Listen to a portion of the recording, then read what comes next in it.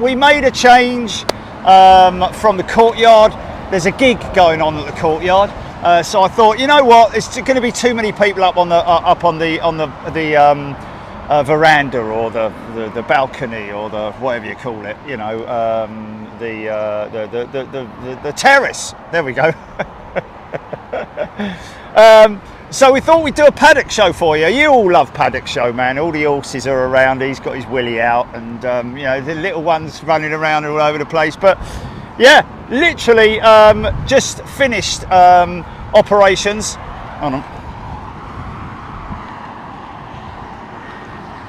My head does wobble about a bit, doesn't it, when I'm trying to explain something, doesn't it?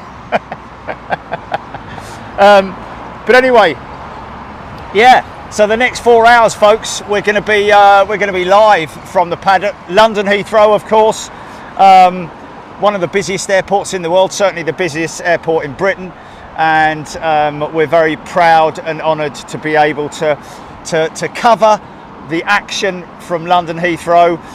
Over to my right, we've got British Airways maintenance section. We've got United's maintenance, although we can't see anything of that at the moment. Virgin's hangar as well is over there. Can't see anything of that. But what we have here is runway 27 left, and over there is Terminal 4, and Terminal 3 and 2 are over there. Long range all the way down the other end is Terminal 5 and its satellites. So let's get on with it. I do understand that if not first, the Slinger is due in first or second. So let's get on with it. Reading out your comments. Nice. It's a bit odd, that, isn't it? I'll have to set all that off again, because that's kind of moved, isn't it?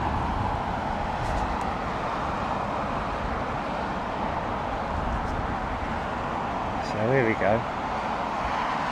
So lots of people making their way round to the paddock, to Myrtle Avenue, and as always, we have our accompaniment of ponies. Blimey, has this geezer even got his gear down yet? Look like it. Oh, look like it. Oh yeah, yeah, it's just coming down. Blimey. Oh, look at the big lad behind him, look. Oh man.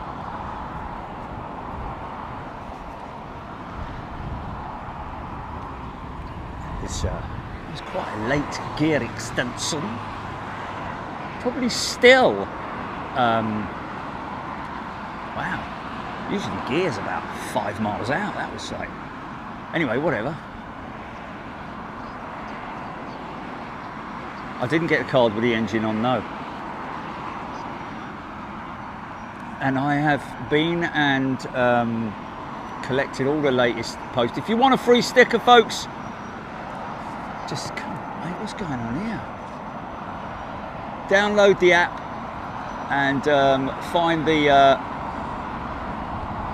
the free sticker button on there. It's quite simple. And if you're requesting it from overseas, folks, all you need to do is, obviously, if you're sending an envelope to me, it's the same value coming back. So you can buy the stamps in America and put them on the envelope. Obviously, make sure you don't forget to put your address on it.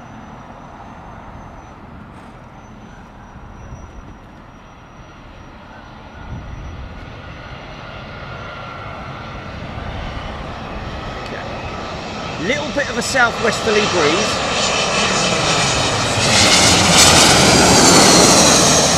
Nice easy one to get everything moving.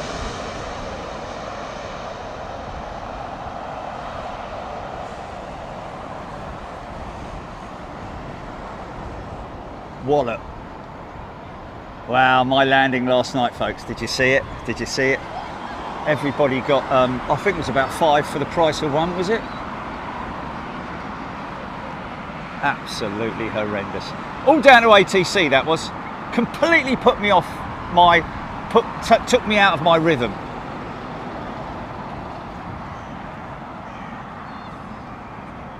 But thank you to everybody who tried to help out.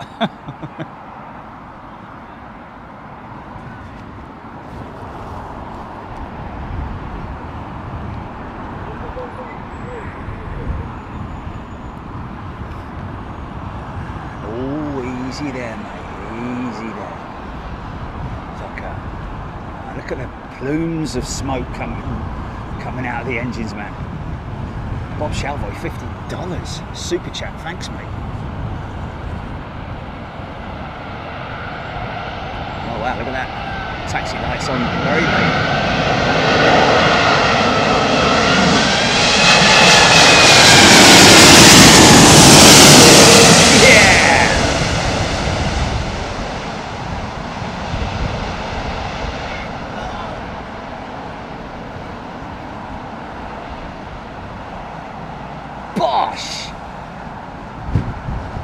Wow, man. Big downwash from her as well.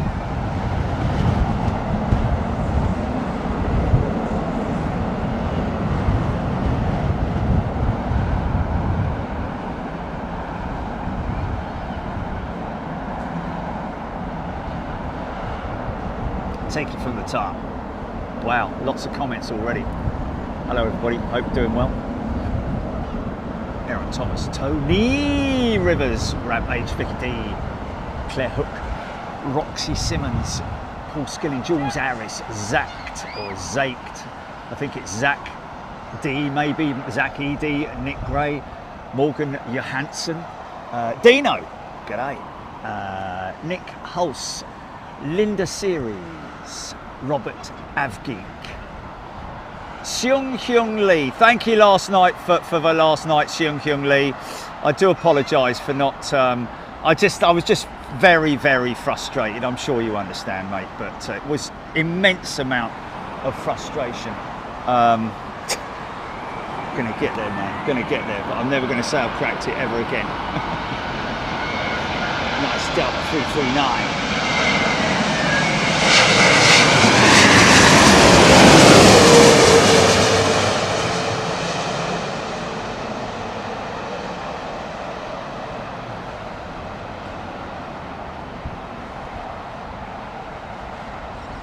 Nice.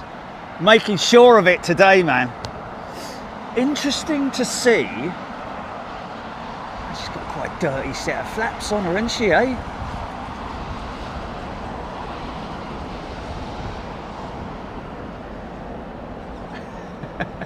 William.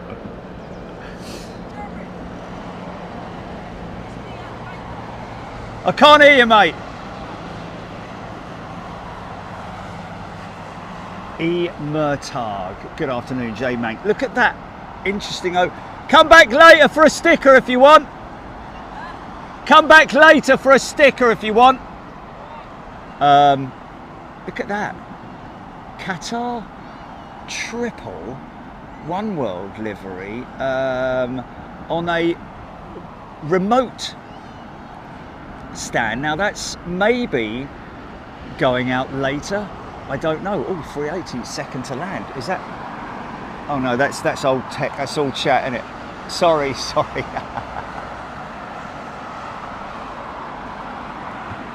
Sunil, £10 super chat. Thanks, mate. Keep up the fantastic work. I'll try, mate. I'll try my best. Thank you. Steph Bird, Jonathan Potterfield.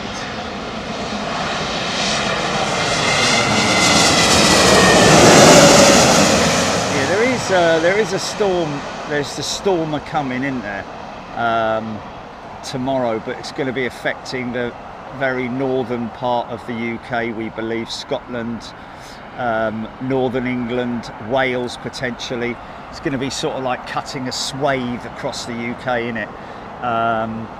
We might get a little bit of the back end of it, or because these things do swirl, don't they? They tend to, go like a Catherine wheel in a way, and we might be lucky enough to catch a little part of it. I don't know. Matt Jones, Dino Price, Miriam, Stu and the crew. Has Schiphol reopened yet? Lengthy inspection of the runway. Yes, very funny. Yes. I think it was like 4 or 5 rather large dents in it. Cathay, good afternoon to you. Joanna B, Aidan Campbell, Aviation Stapes. Wow, Rab's got 60-mile-an-hour winds already. Lucky God.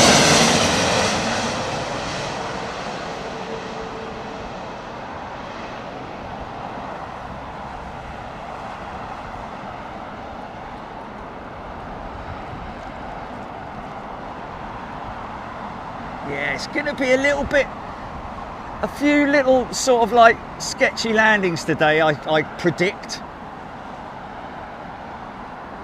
Steve Owen, gutted you didn't get the card. Post office said it was delivered to the PO box in Clarence Street. Oh, really? It wasn't one of the ones that I had before, is it? That I read out on another show, a previous show. I don't know, man. But with an engine on it, I don't recall that, seeing a card with an engine. When you say an engine, you're talking about a jet engine, obviously. Carol Crozier, good afternoon to you. Jolly Jules.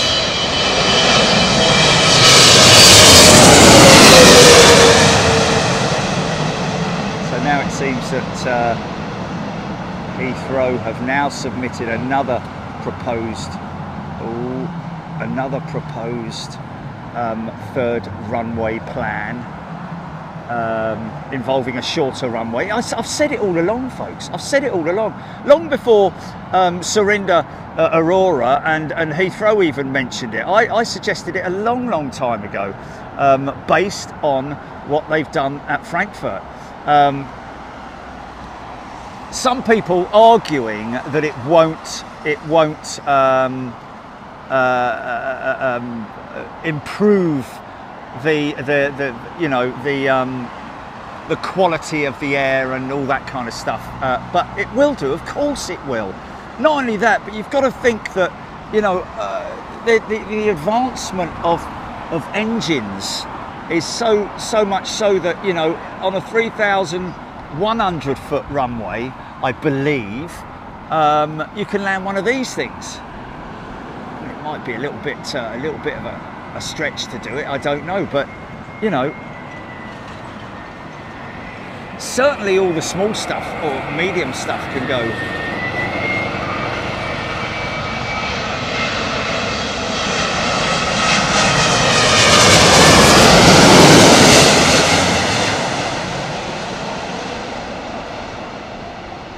Big old Dreamliner wing flex, man.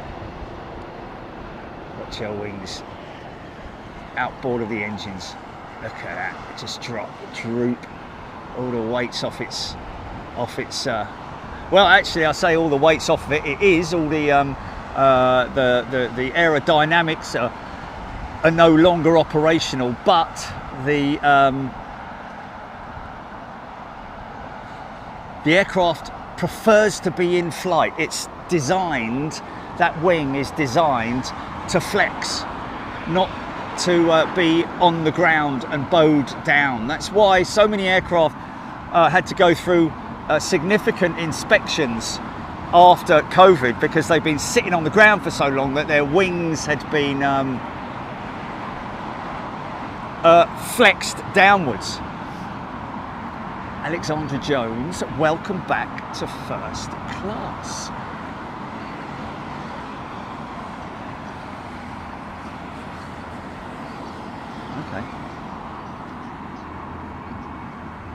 Oh, okay. Okay, we've got Gina Graham's son, did you say? Okay, my son landing estimated arrivals 15:47 via Virgin Dreamliner VS156 from Las Vegas. He's the first officer on this flight. Wow, yeah, of course he is. Well, I'm not going to point the camera away, am I? Gina, it'd be an absolute pleasure. Just make sure you remember the timestamp. We can try and get him to number 1, I guess. Yorkshire lass. Jerry, Met Office says wind gusts over 30 mile an hour tomorrow at London Heathrow between 11 AM and 5 PM. Thank you, Yorkshire lass. That is great. Sounds good. Sounds like we've got a bit of a wind show tomorrow then, GP. Let's get it on. Yeah.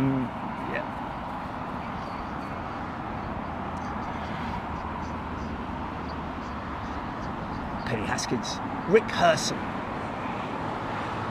Sue. If we see any back, you won't see anything like what. If we saw something like that, then that pilot would be in trouble.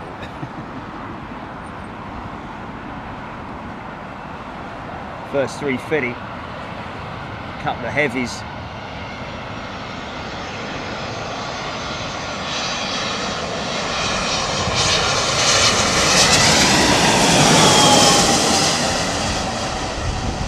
Eurowings looking to improve their long range service. Currently operating 330. Currently operating. Seem to be going in a little bit fast today. I don't know if that's just me seeing it, but you know. But yeah, Eurowings aging A330-200s. I think they might be going either 350 or 330 neo. Cathay H, plenty of time to get VS156 to number 1. Best to do it when it's on approach, because otherwise, you know, it falls out of interest.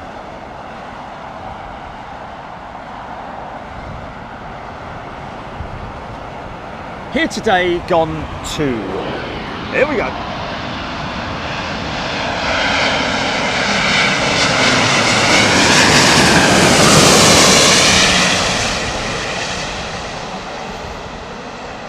Moody skies, like it.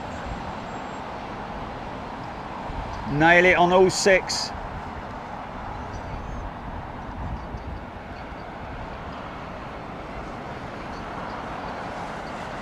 Brian Stewart, there we go.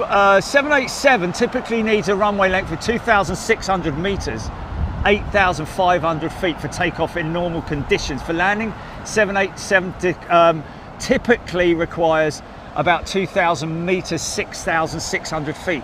I think it was it meters that they were, because it can't be 3,100 feet, can it? That they were talking about, because if that's the case, then let's have a look. Okay. So London Heathrow operators still analysing potential of a shorter third runway. Okay, it is 3,100 metres, I did get it. So, you know, maybe a shorter runway proposal, but certainly long enough to handle the big stuff apart from the 380.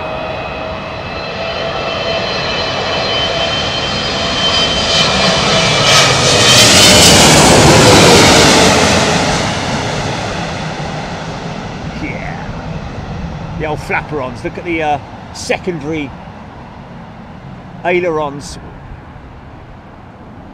Wow, up come the boards. Bleed all that aerodynamic force. Push it all down on the main gear. Newly submitted proposal from the operator positions the new runway parallel to the north of the current northern runway, 1,035. The new parallel runway, 1,035 meters north.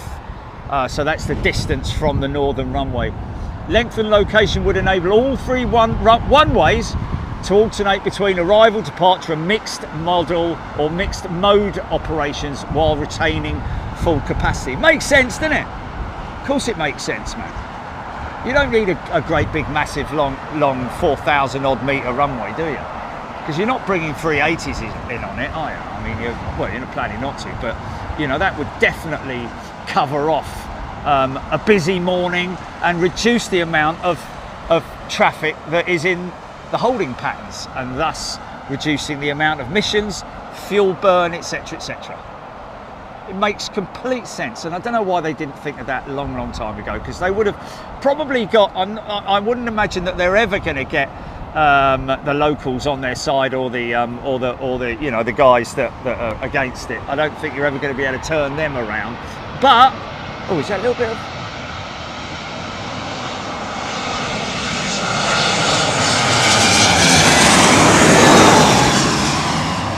but to at least show willing, and also bearing in mind that, you know, like I said, by the time that runway opens, if it ever does, there will be many highly efficient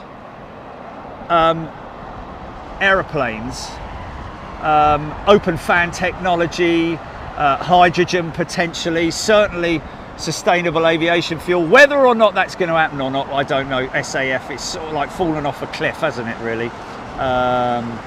The whole SAF thing, because the problem with sustainable aviation fuel is that it's so difficult and expensive to produce. That's the big problem. These aircraft can run up to 50% SAF, but like I say, it's actually harvesting it is the whole thing.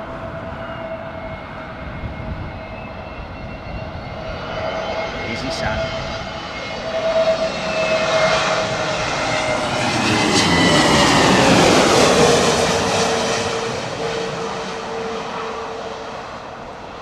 And of course that third runway would operate mostly jets like this, which more or less have a STAL capability, short takeoff and landing capability, much the sort of stuff that you get in at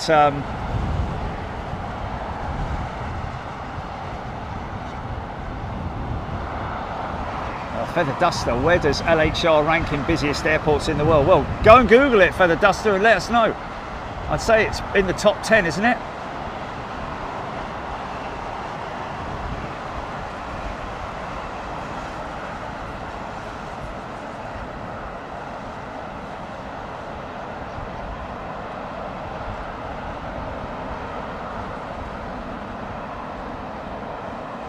Yeah, Shun Hyung Lee, yeah, it's a valid point. I mean, you know, wow, that was a little bit dangerous on the separation front.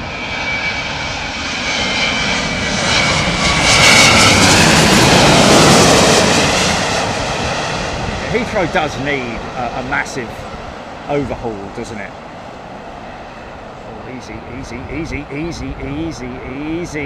easy there. Little bit rookie-ish. I would think maybe a new pilot.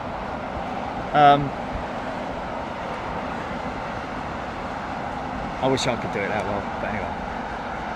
Hey folks, I can't wait until I've mastered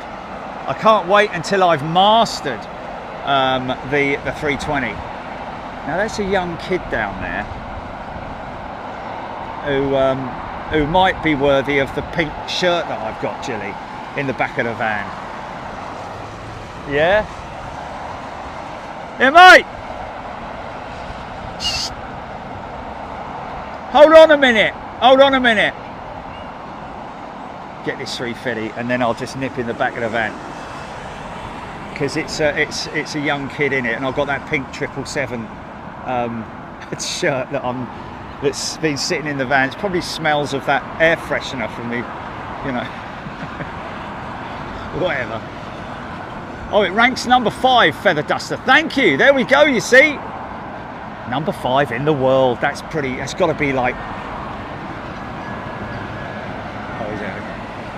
Number 6. Look at the soot that these XWBs pump out, man.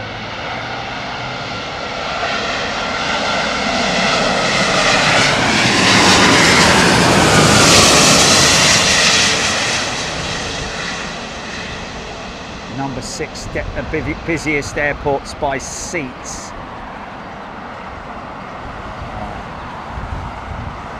Wallop. Right, let me just go and sort this kid out, because otherwise I'll never get rid of that bleeding thing, will I?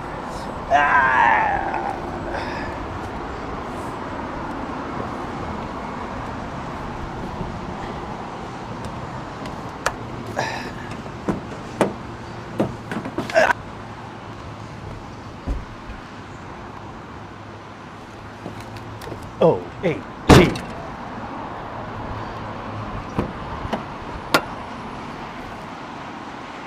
Is it really?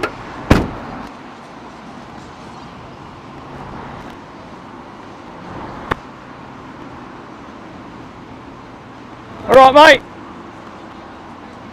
Right. But anyway, there's some stickers for you, mate. Thank you very much. Thank you. There you go. All right. Thank you. Take care. There you go, mate. I know you've been patient. Yeah, by the way, I am. Okay, mate. At what? Thank you.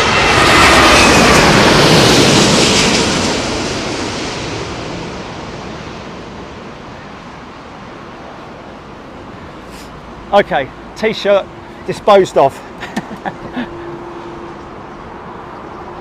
Well, distributed. Yeah, well, no. Gifted. Okay.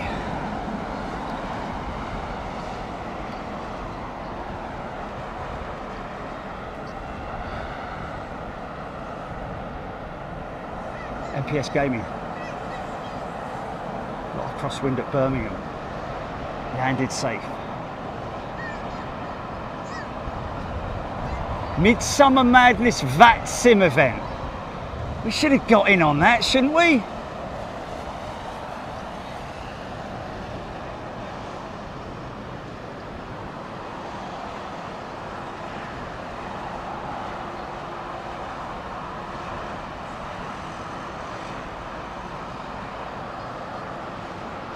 Yeah, don't stall that 380.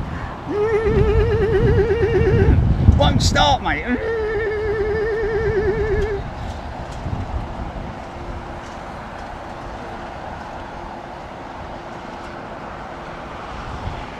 London has the busiest airport in Europe and the busiest single runway airport in the world. Gatwick, I think, isn't it?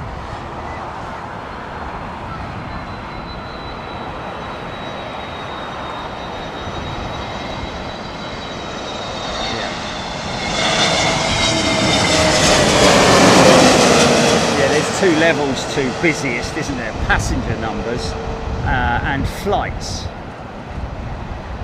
Because obviously, you know, with the amount of short haul stuff that goes through Gatwick, of course there is long haul stuff. Used to be a lot more long haul stuff, of course, with the Virgin 747s. We were there back in the day.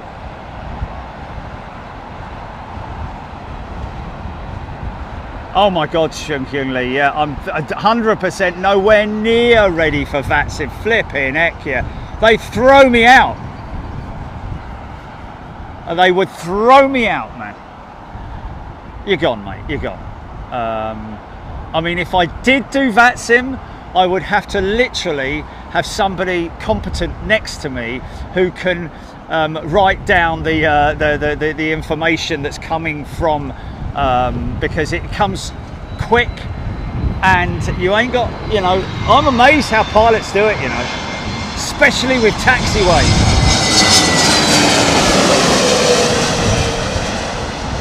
Crazy, man. It's getting windier and windier, man. Or more and more windy.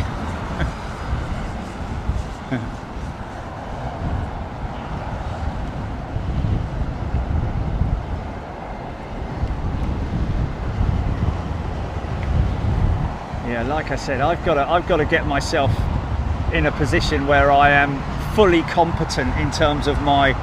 I tell you what really let me down last night, I've got to be honest with you, was that all the you know, I was fine until Schiphol Centre or Schiphol, well, Schiphol Centre, wasn't it? Didn't even come as far as they were like, Speedbird 25 Yankee. I'm like, yes, hello, Speedbird 25 Yankee, and it's like, you know, that's what threw me out, and so I'm concentrating on that and not concentrating on the other stuff. Anyway, I'm flying the plane. Aaron Thomas, I am on VATSIM, it's okay just as long as you don't do busy airports all the time. That's true.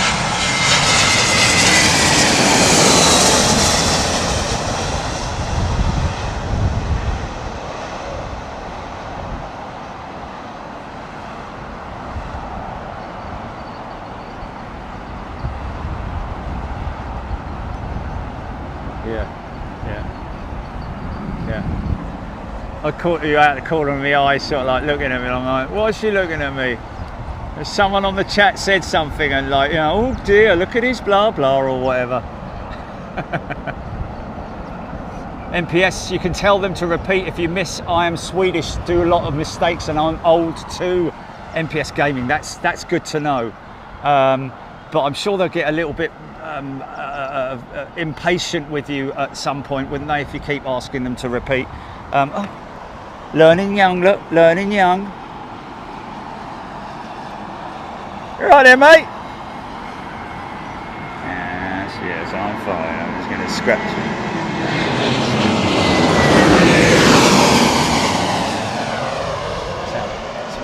And my van got ruined, folks. £5,000 worth of damage. Simple as that.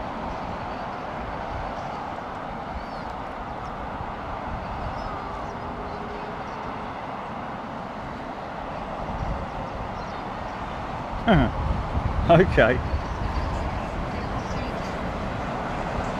You reckon? Yeah.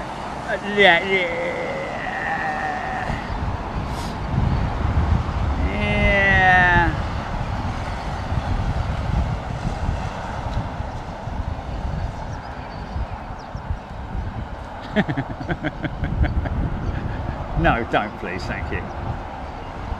Mind you, half of the stuff. Yeah.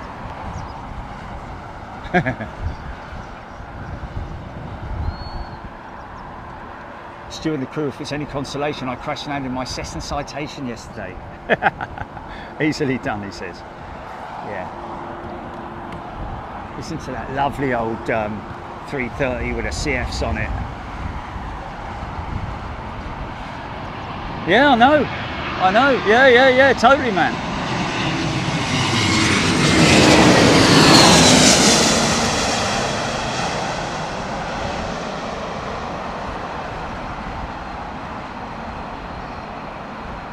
And that's why I'm keen on using as much realism as possible in terms of, you know, oh, wow.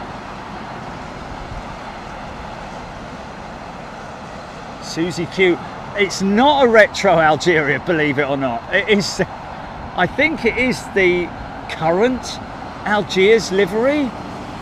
It's just, looks quite old, doesn't it?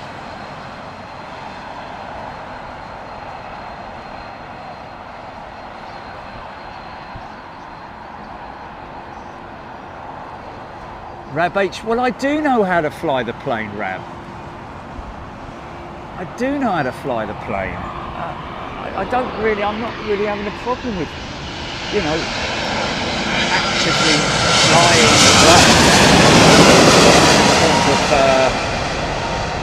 You know, if I was to do, don't forget that way back in the day, I did an RNAV flight all the way from Schiphol to London Heathrow without ATC or any of that. Only because I know the route. That was nailed right down that jet, wasn't it? Look at the elevators. See the elevators being pulled to reduce the speed at which the nose comes down. Arrow has sent 10 Big Jet TV memberships. Thank you, Avro. That's very kind of you. They've moved the steps, folks. Although they've moved them to the other side. Look. So now if you're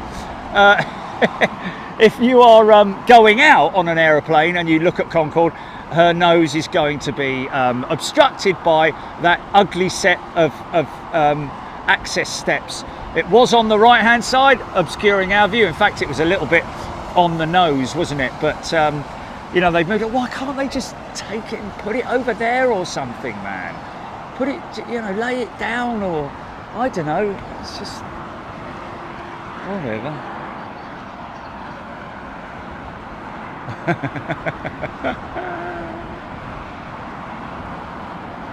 Yeah, Narnia. That was quite funny, wasn't it?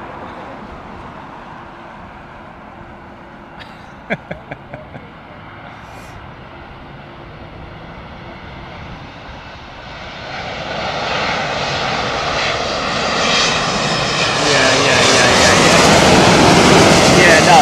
It's knowing all that stuff, Shunking Lee, totally. I mean, that is something that you're really only going to learn if you go through the real processes of training.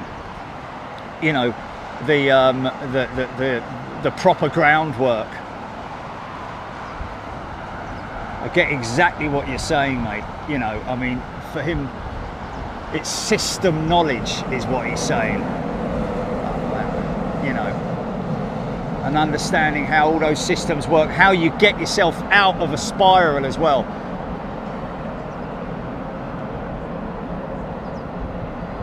Yeah, I don't know if I'll ever get to that stage though. He says you may know how to hand fly the plane, but it really is system knowledge. Your autopilot wouldn't engage as you were in toga lock. So if I was in toga lock, how did I get into toga lock, and how do I get out of toga lock? And alpha floor, okay, due to nearly stalling. Autopilot wouldn't engage if overspeed or slow. Okay, so if you're too fast or too slow, autopilot would not engage. Okay, so you've got to manage the speed. So much, man. So much, man. So much. Paul G. Smith, good afternoon.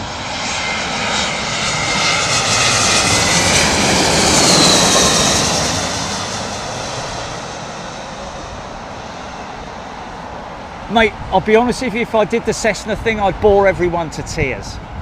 Oh, easy there, mate. Easy there. Nicely recovered.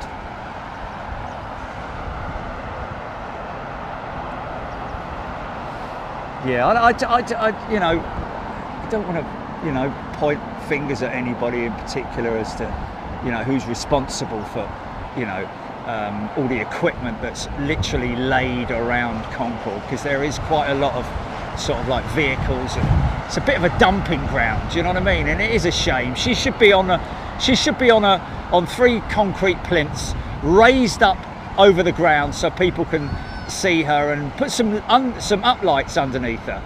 You know, I'd say that would probably cost somewhere in the region of 10 grand. You know.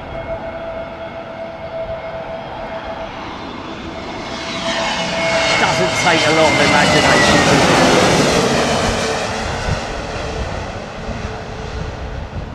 Either British Airways should be doing something about it, or the airport should be doing something about it. I know the budgets are tight and all that, but 10 grand,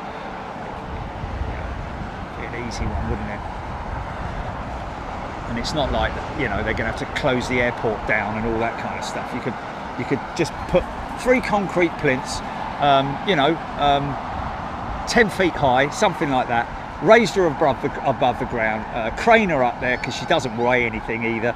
You know, very easy to crane it up, make a really big spectacle of it, you know, and anyway, whatever, it's never going to happen. So Kev Barnett is a brand new member. Kev, a very warm welcome to you, Kev.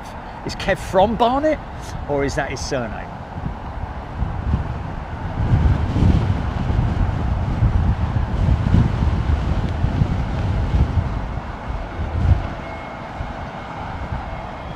Roy Van Can, good point, mate.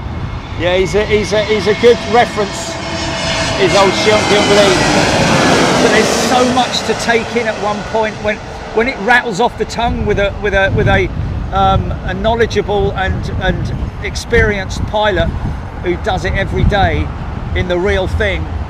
It's difficult because it's just so much coming at you. You're like, mate, can you slow down a bit? I don't know if, you know.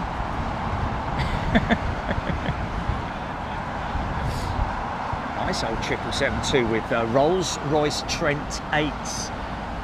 Matt has sent, is that Aussie, 50 Aussie dollars? Not a bouncer like you last night. Thanks, mate. Actually, it's AUS, isn't it? Or AU Australian dollars, isn't it?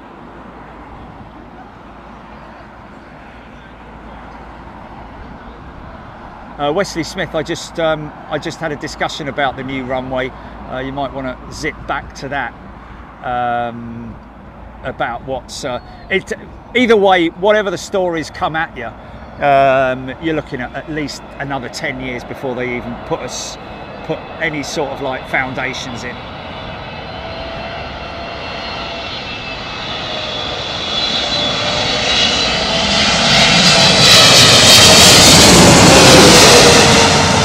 Yeah! Got right through those engines, man. Might even get to see the block of doors.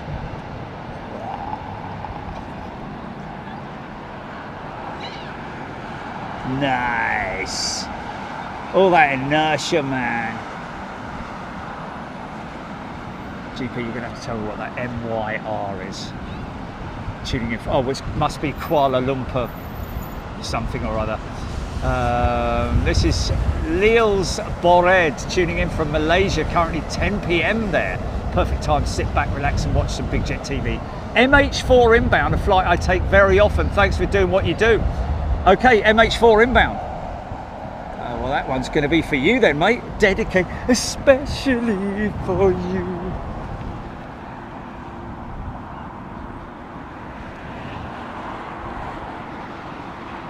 Oh, okay, Kev Miller, VS156, entering the Bovingdon hold.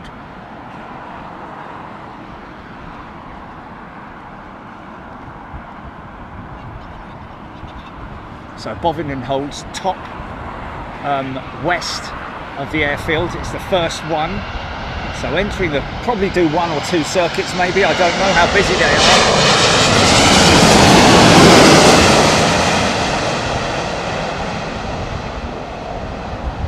Yeah, you see what Shung Hyung Lee is basically saying there is try. Wow.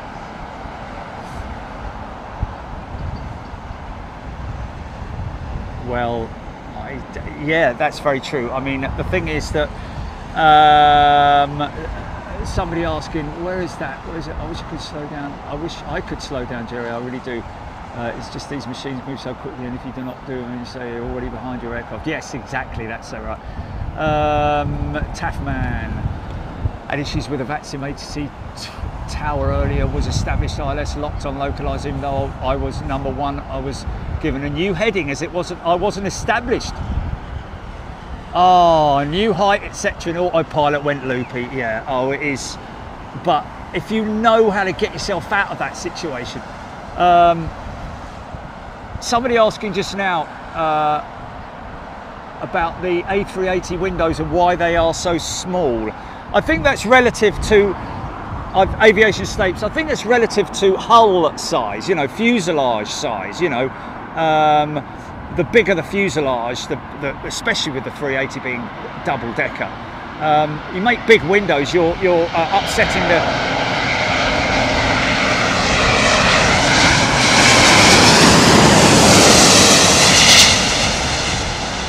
I would imagine. I mean, the way I think about it, beautiful flow livery on that jet, man. Wallop.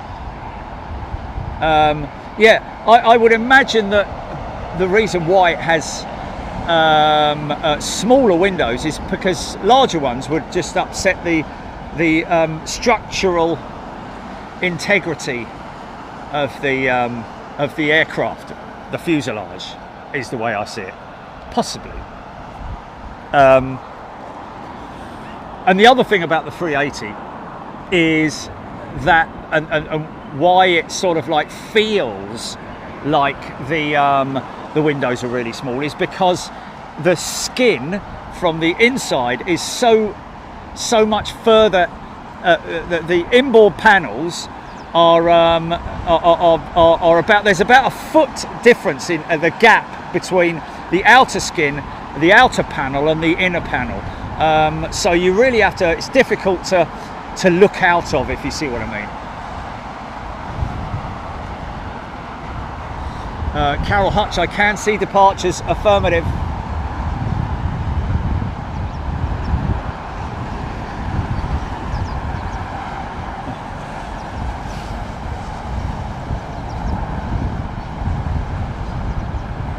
So lucky when I go to Sainsbury's, see these things coming, hammering out over the top, just about about that point where they're gapped like that.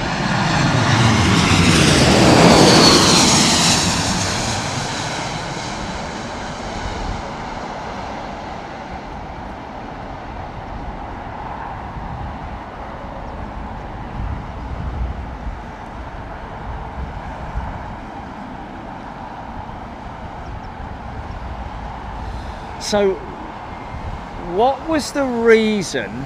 I mean, I shouldn't really be talking about this on the show, because I know a few people get like, stop talking about bleeding simulators all the time. But what was the reason why, and is there a layman's way of understanding it, but what was the reason why I couldn't turn the aircraft yesterday with the heading knob pulled out, if you know what I mean, not on managed? What was the reason for that?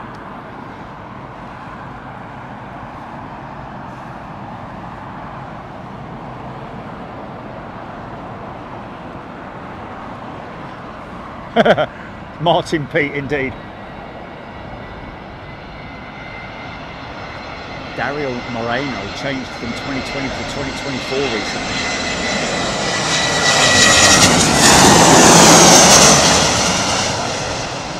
I mean, really, Julie, we should be on 2024 because it's got me on it, for crying out loud. Is it still very buggy?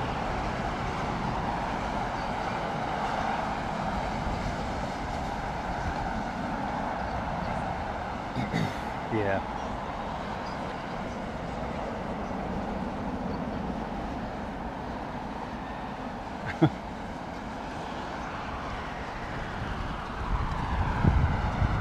Delta Tango, I would seriously recommend. Can I refer you to last night's flight?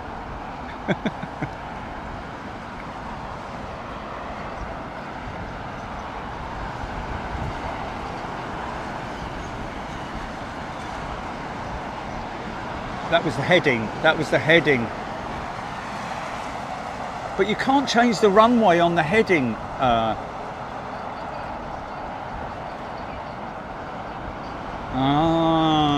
Okay.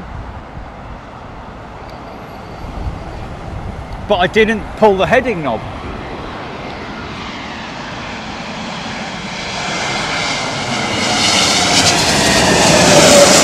Yeah, but when I did it the other day, Jilly, when I tested it out, I didn't pull the heading knob. I did it all on the I re-imported it. Oh man, that was a nice little.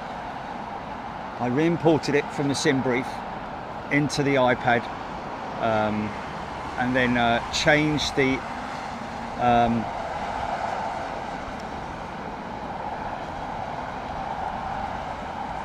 Oh, look at that. Doesn't the 777 look beautiful in the bank turn, man?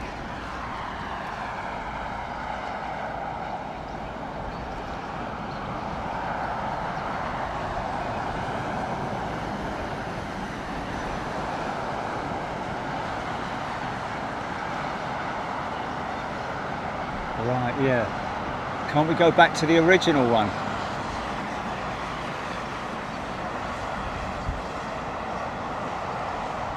What, delete it and reinstall it, you mean?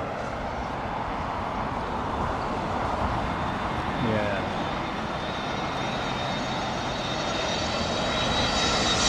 Is that you, Dave?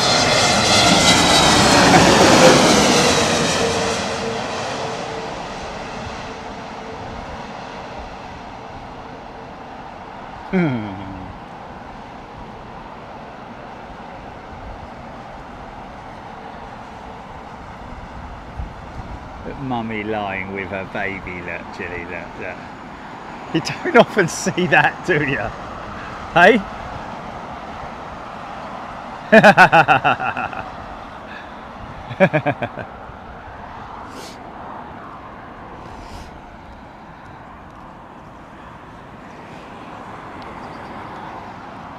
Aviation Addict, good afternoon, everybody. Avro Arrow, Squidell! And David can watch Jerry being all professional and go back into the archives and see how it all started. Well, you can look back in the archives now and see how it all started, but I mean, oh man. Okay, Virgin 156 on the back of the stack, now fully established. Oh,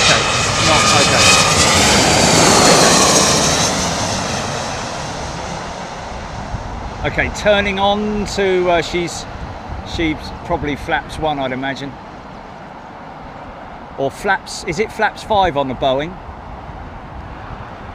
I think it goes in segment, in 5 increments, doesn't it?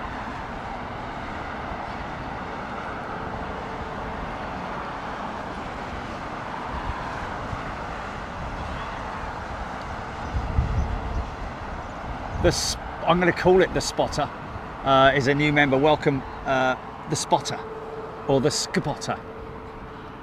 A very warm welcome to you, brand new member. Thanks for your support. Squidell RIP has gifted a channel membership. Very kind of you, mate. See how people come out, got a little, got their little picnic.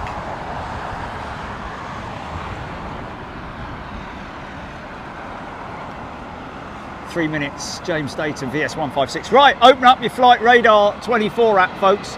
Let's see if we can get into number 1, shall we? So you go into your Flight Radar app, very simple. And if I can do it, anyone can do it. And in the top search bar where it says Flight Radar 24, just search VS156. Yeah.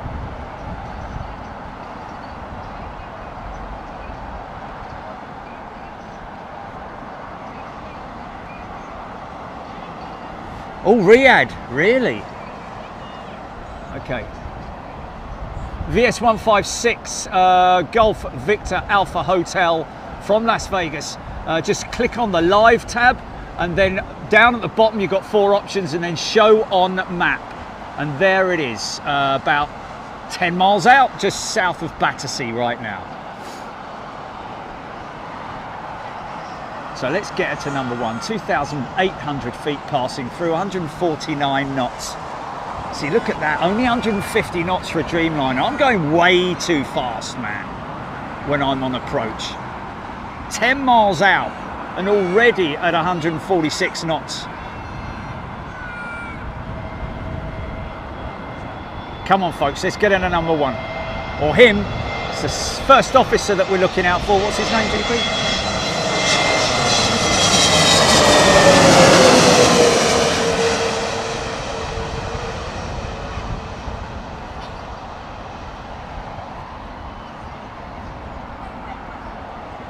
Okay. Don't use it now. Oh. Oh. Nicely done. Nicely done. Is that a 5? Biman, €5 super chat towards Jerry's flying lessons. Thanks, mate. I think I need a bit more than that. But thanks for anyway, much appreciated, Ian. Carol Ann is a new member. Welcome, Carol Ann.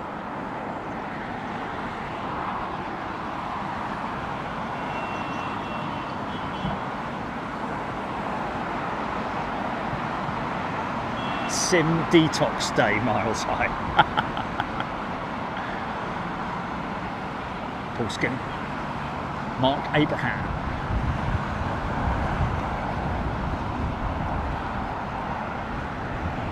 Carolina, lifty.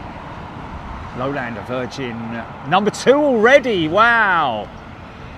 1,342 people watching Dave Clark 5. Come on, Bob Pickers. Still number 2. December 2014, this aircraft delivered to Virgin Atlantic. This is the all the way from Kenya.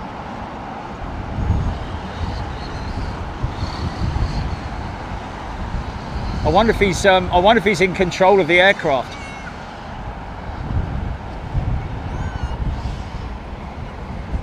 She's number 1. 10, 20, 30, 40, 50 or more. We got it. We got it at number 1. Or him, should I say so. whoever's, I think it's her son, wasn't it? Gail. I know we did it. Number one, nice to be here, Carol Ann. Nice to have you with us, Carol Ann. Thank you so much. Thank you to everybody for your amazing support. Tina. Oh, Tina Graham. Gina Graham. Right, okay. VS 156. Now in your visual. Here she comes. 2,047 people watching that aircraft, 4,800 people on the channel watching this live now. No pressure, mate.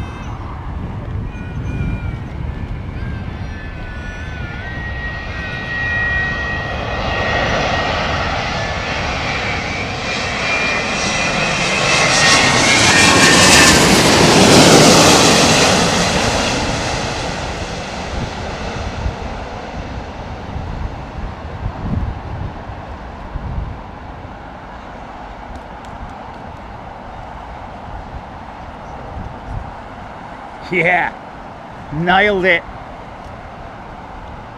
Good on ya. No sweat. No sweat.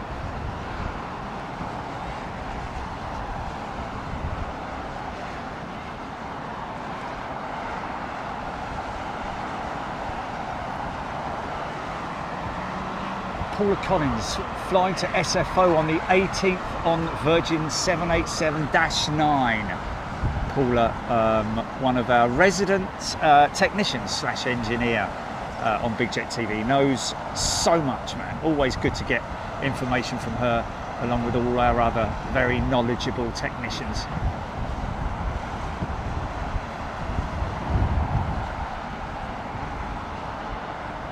I don't know where it says number one. Judy, take me through it. Do you click on the aircraft, yeah? Or go... Yeah. Click on the aircraft. Yeah. Oh, more info, right, stand by. Oh, okay.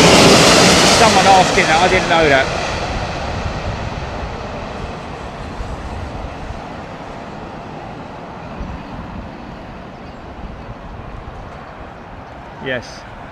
Yes, I do. Okay. Oh, interesting. So pull down on the little white line underneath the Flight Radar 24 search box. Pull down on that line, and that will show you the most tracked aircraft. Okay, now I know. I will never not know. And still, VR. Virgin 156, 2,598 people still tracking it. So there we go. Oh, now I can't close it, Julie. Now I can't close it. How do I close it? Okay, I got it. Yeah. It's a bit fiddly to close it. Well, there we go. Alternatively, Ollie's asking it, do any pilots mention to you whether they notice you in the paddock on their approach? Yes, I have had at least one pilot, and we also had, didn't we have somebody who took a picture of me as they passed over the top from the cabin? I think wasn't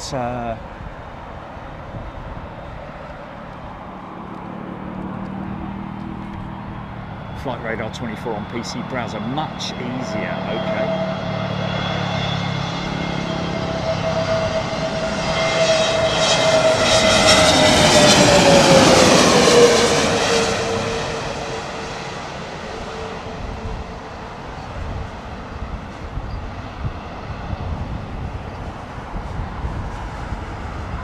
No. Well, they wouldn't be.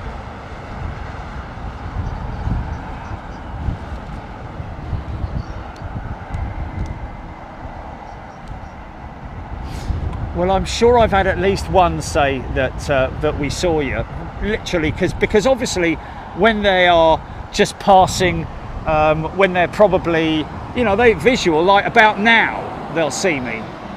If they're, you know, because I'm in their peripheral, aren't I?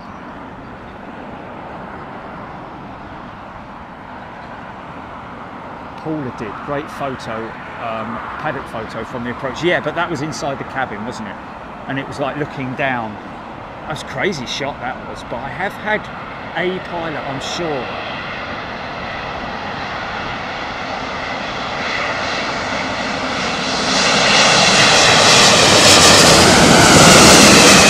Beautiful jowl, man.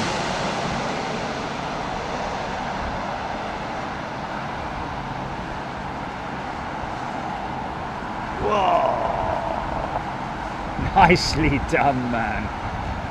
That's when a pilot really has the feel of his or her jet, doesn't it?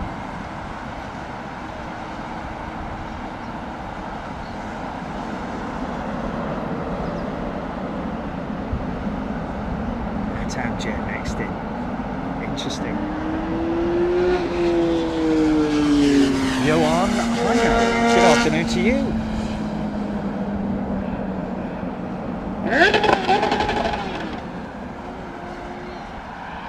Yeah, very true. We are Shunkyungli, obviously looking at the, you know, the most important aspect, and that is runway ahead. What's that, mate?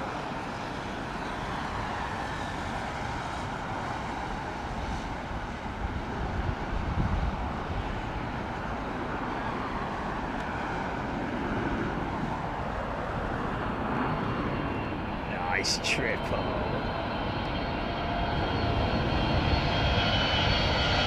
Lee Hale, we have had a runway change. 402, mate. Wallop. Nice. Gotta love that, man.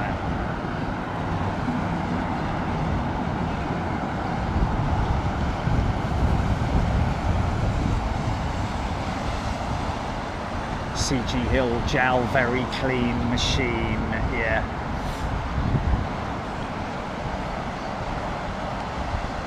Raj, to be honest with you, it depends on the operator. I mean, you know, I fly mainly British operators, of course, but we've been on Emirates, Cathay Pacific, Singapore Airlines, British Airways, of course, Virgin Atlantic.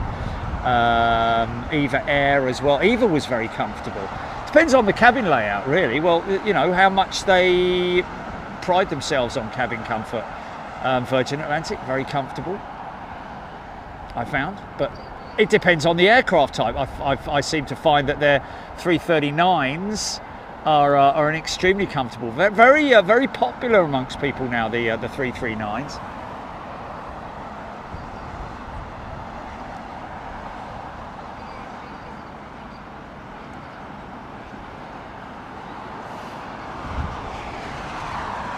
UK31, third to land. So if I turn around now, I should have an A380 in my shop. And there it is. But this E195E2 jet.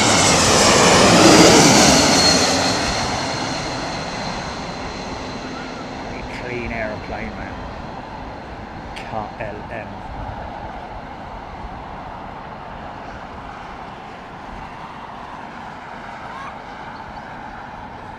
Big engines, man. Well, they're not big engines. They're no bigger than the Neo, than the Airbus.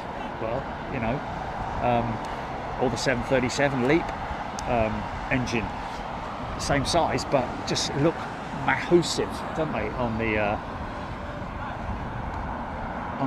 little Embraer.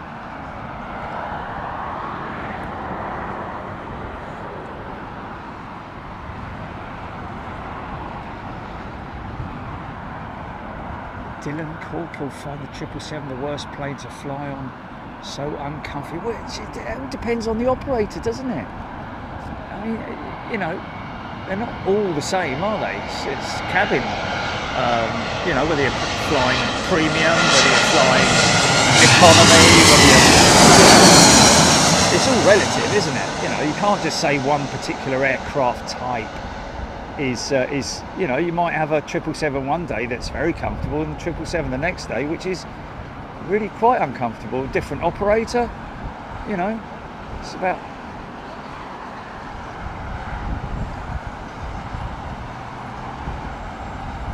Yeah, Virgin 350-1000 flown on that. It's all relative though, isn't it?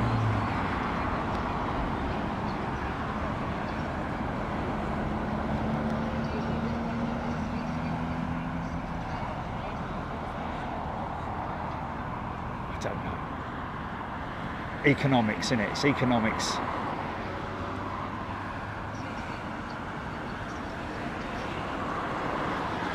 Yeah. 747s, 346s. Yeah.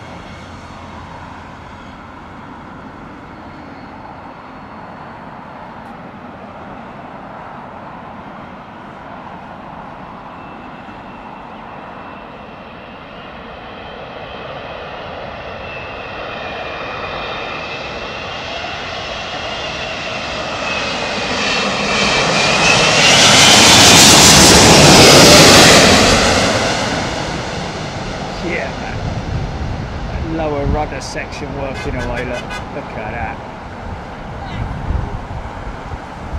Wallet. Yeah. Wow, big old downwash from her.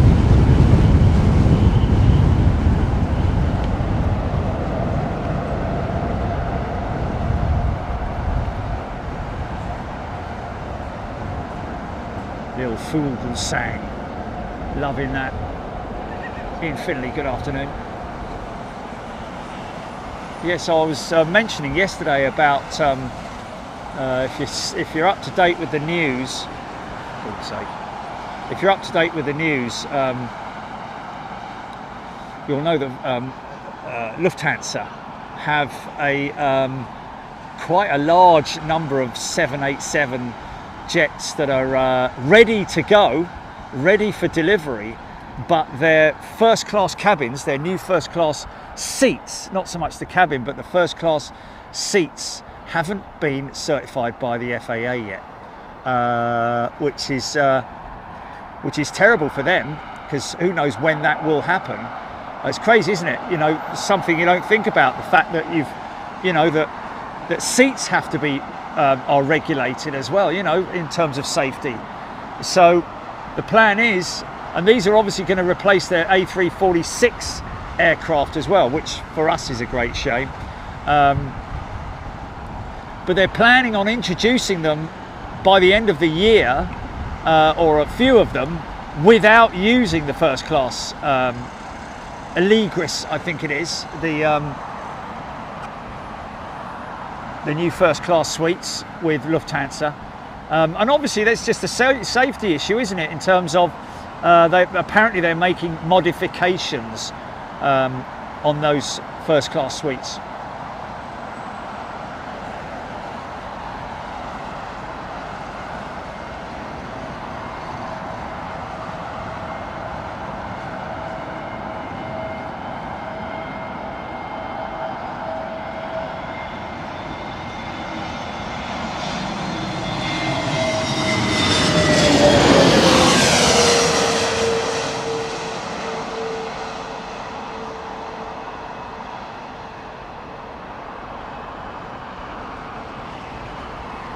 Oh, bit of a nosy flare there. Overcompensated flare, perhaps.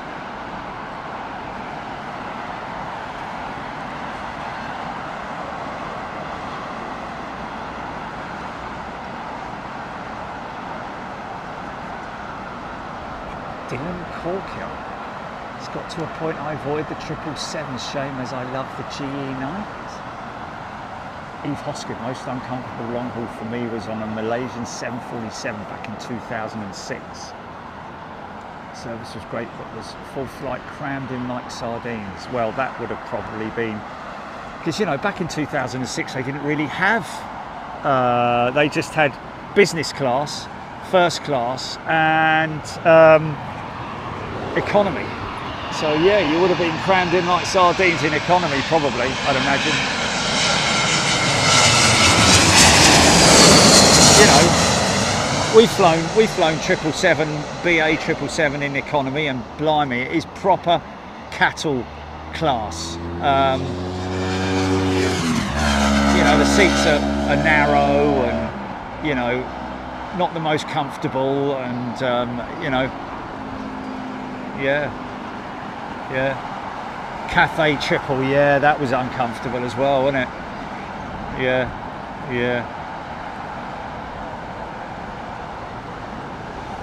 A wild snowball regarding this Lufthansa 787. It's actually the business class that's uncertified. Oh well, business, first class, whatever. It will not be equipped with first. Also, Lufthansa decided to go with different suppliers for Allegris. Yeah, it's first class business. Well, just, yeah, whatever.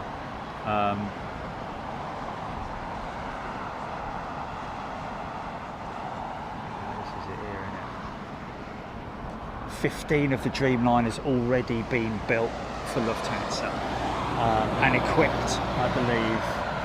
It's Collins Aerospace that are equipping the aircraft. But of course, yeah. What's that, GP?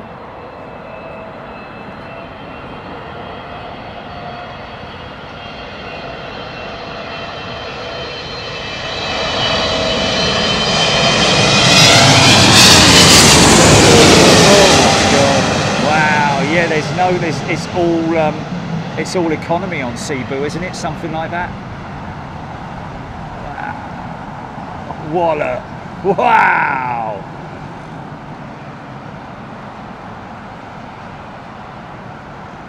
See a little bit of manipulation of the elevators just to bring the front end down nice and soft.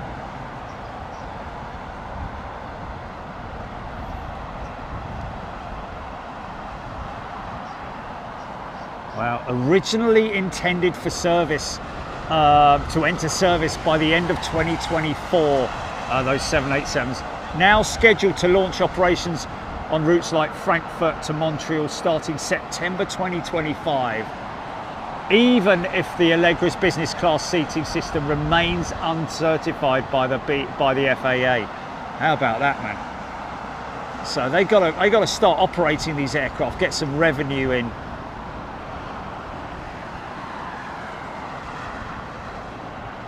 Very true, Philip Ward's cattle class is the best that some of us can afford. Yeah, most people, you know. And that's why airlines try their best to provide the best that they can. We regularly fly in economy class. It all depends on what's available. Sevens, 777, welcome to premium membership. Paul Skilling, £3 super chat. Love the paddock, fantastic location as always. Thanks, mate. Oh, that's a long way out, isn't it? So, like I said earlier, folks, on my PTC, something's flapping around down here.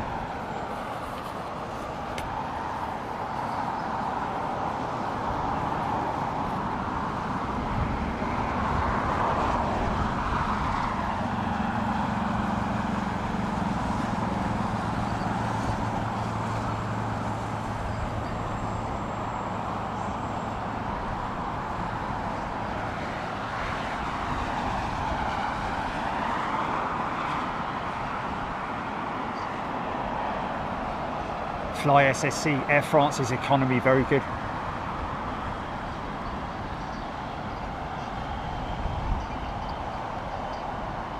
Yeah, I mean you know, obviously, I mean, it's a funny one, isn't it? Because you sometimes think in economy they'll treat us a little bit different than the ones who are paying loads of money up the front. Well, it depends on the airline, and to be honest with you, it not even depends on the airline. It depends on the crew on the day.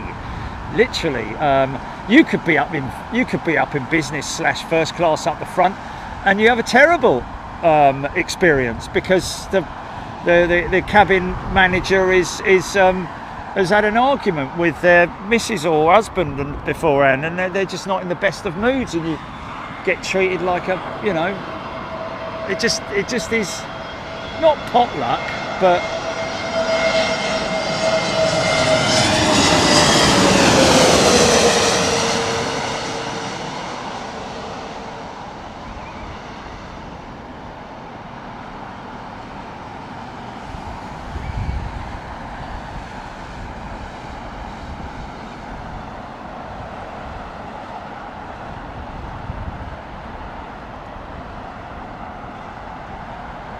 oh, okay, Wild Snowball. That makes sense then, doesn't it? It's more so because Lufthansa 346s are heading up to their D checks, which is the most lengthy and expensive maintenance checks that these aircraft go through, and that would be very, very expensive. Also, Austrian 767s next year, Lufthansa's current 787s will move over. Lufthansa doesn't want to pay for those D checks. Yeah, absolutely. Is that like that 777? That Qatar One World Triple?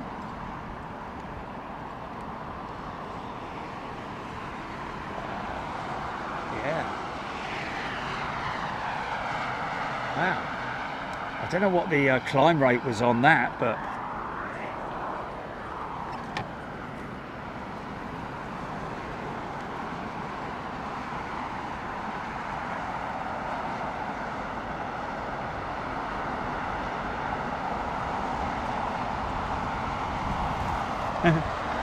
sleepy Popeyes.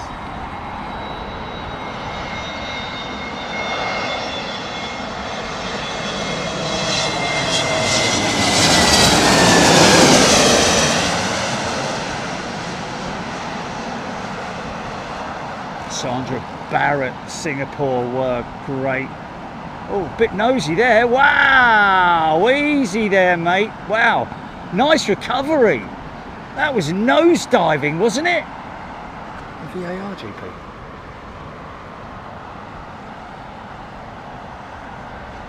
GP. Okay. Well, acknowledge it, man. Acknowledge it. Say, yeah, okay, stand by. Okay. Yeah, well, let me know that you've heard me. Paula Collins. Monarch used to fly the highest density cabin on their A300, 600s, 361 seats in all economy. Have to have an upgrade to aircon to provide minimum airflow in cabin. Wow. Okay. You want to run it then, GP? We're going to show that one because that looked quite nosy. I'll let you guys decide on this. Run VT, please, GP. Oh, okay. Go on in.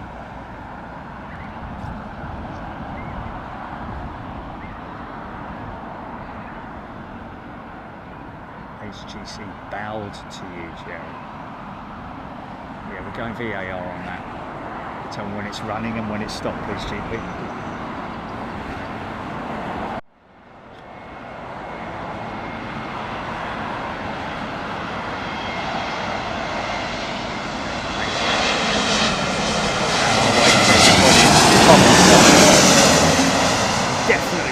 The aircraft should be, literally the nose should be pointing upwards like it is there. Then when it gets about 30 feet off the ground, it pulls it up a little bit. There you go, you see that's the flare. And then just keeps it. It's quite critical, the flare as well. You don't want to go too high on it because otherwise the aircraft will start to take off again, literally. So that part of the landing procedures is quite critical as well.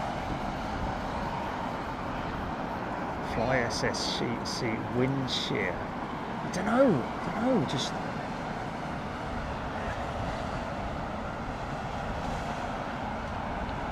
Fly Dylan. I like how some EK380s have economy upstairs in 242 configuration. The twin seats are so good. Yeah, I think we might have been upstairs in economy on the Emirates 380. Karen travels definitely nose down until the flare. Yeah, definitely nose down.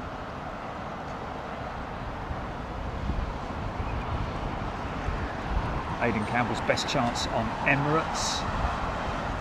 Eve Hosgood, highly rate EasyJet, sorry. No, I've never had a bad flight on EasyJet or Ryanair, to be honest with you, other than the fact that they park the jet like 5 miles from the terminal on a cold November night or whenever it was.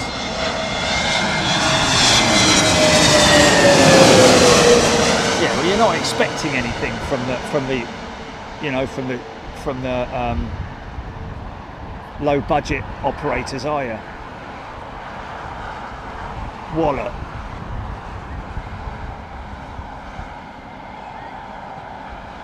Gina Graham, nose down, yes. Definitely nose down at Morgan. Michael Jackman, yes. There is a slight amount of crosswind, although now it's changed to more a direct.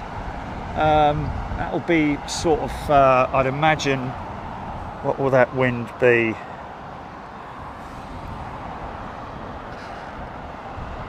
.098 or something like that. Howard Scott nose down until the flare was standard on BAE 146. Yes, used to see that on the 146s, and they used to have those massive, great big speed brakes that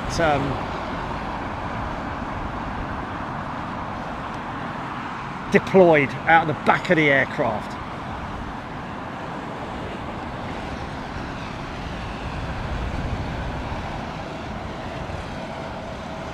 Penny Haskins, Emirates 380 economy is good. It is. Jedi Master Joe, 10 channel memberships. Thank you, sir. MPS Gaming bounced on the left wheel.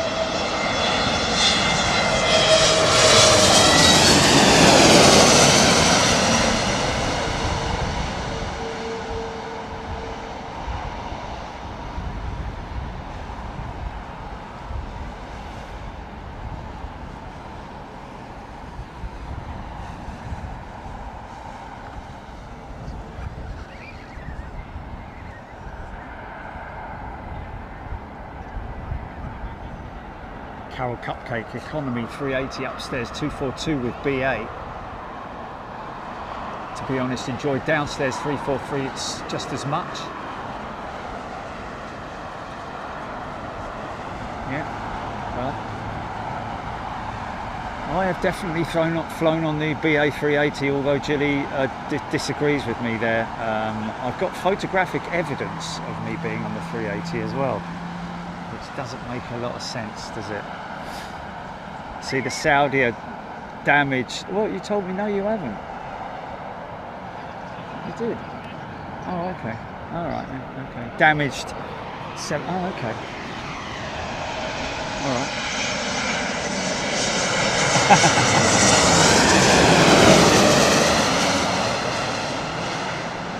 That's right. Yeah. I'm sure you said. Yeah. I'm sure you. Yeah, you did. Must have been something else. No. No, definitely. You said you've never been on a BA 380.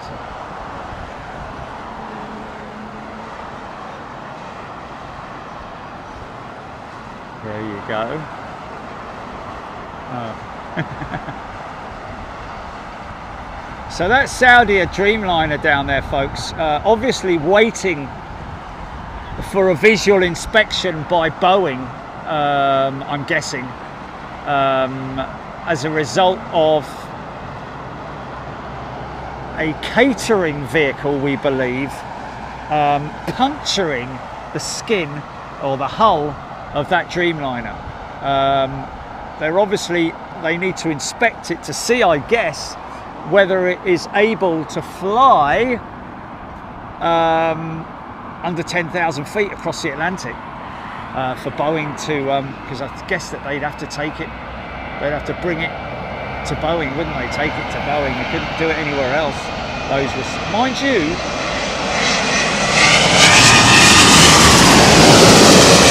saying that, which Dreamliner, whose Dreamliner was it? Ethiopian that was repaired here, the one where the batteries overheated and caught fire.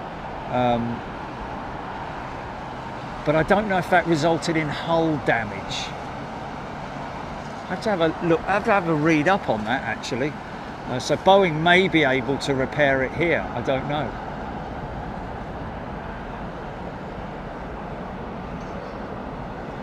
John Graham, great views from the paddock.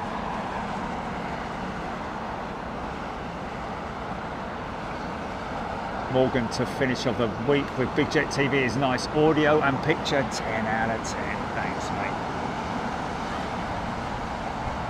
I think I've flown on almost all types, haven't I?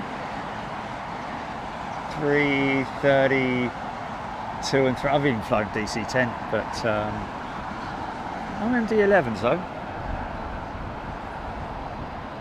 That was amazing yesterday, wasn't it? When I showed that size comparison between a 727 and an A321. Absolutely insane, man. 321 just dwarfs the 727. What?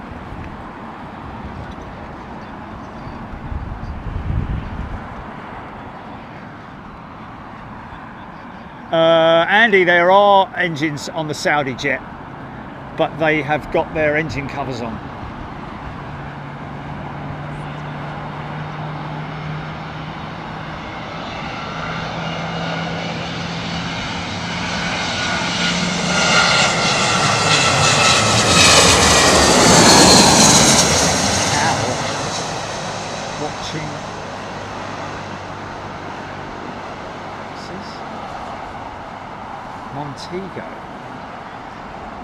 On the beach in Montenegro. Wow, yeah.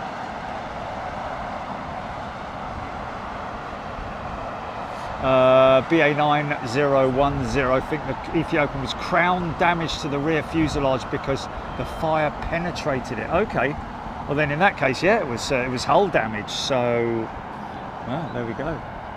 Manaru, welcome to first class. Brand new member, Manaru, good day.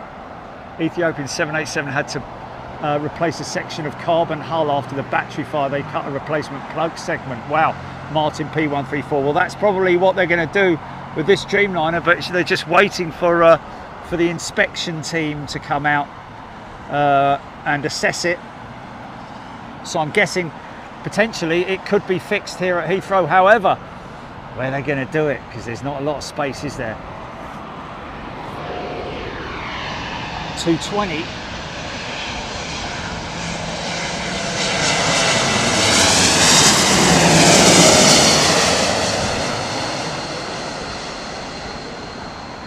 What's that?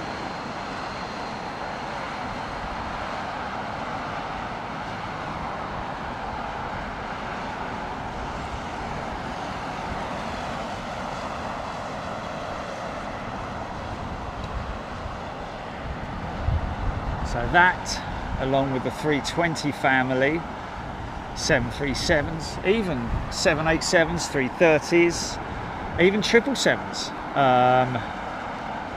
will be able to operate on a 3,100 foot runway, which is what Heathrow are proposing to the north side, about 1,000, just over 1,000 meters from the northern runway. It will basically still involve putting the M25 underneath the runway, which is something that's been carried out many times at airports around the world. Charles de Gaulle being one of them, and also London Heathrow.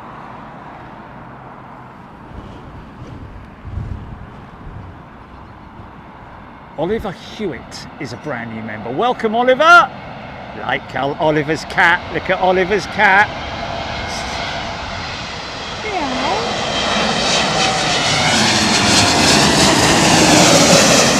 Looking up. It's funny, isn't it, that people do that.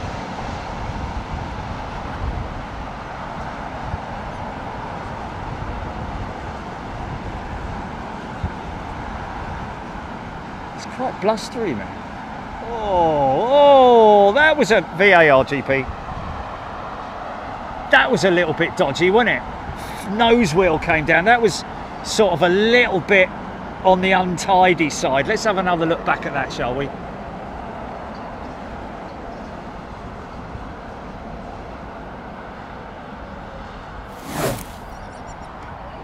Okay, run VT, please. Yeah.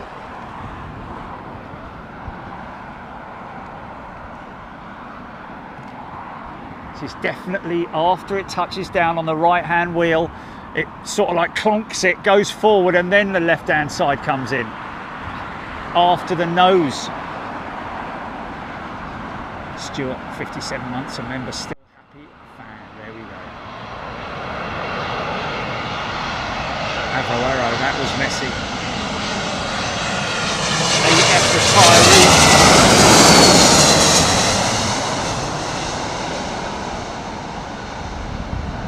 Wind starting to pick up just north of Derby, James Moss.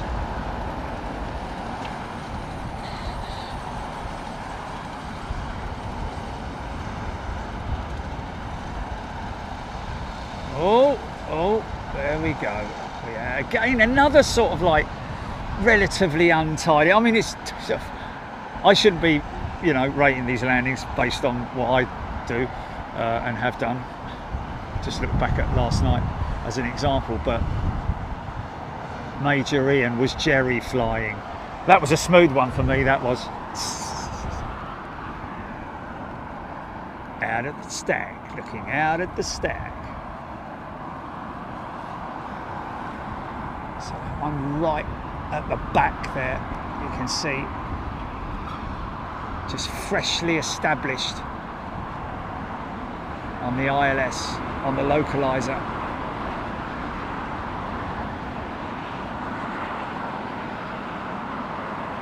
Got to be below or at 2,000 feet to intercept the glide slope for London Heathrow. Darren Taylor, £5 super chat. Thanks, mate.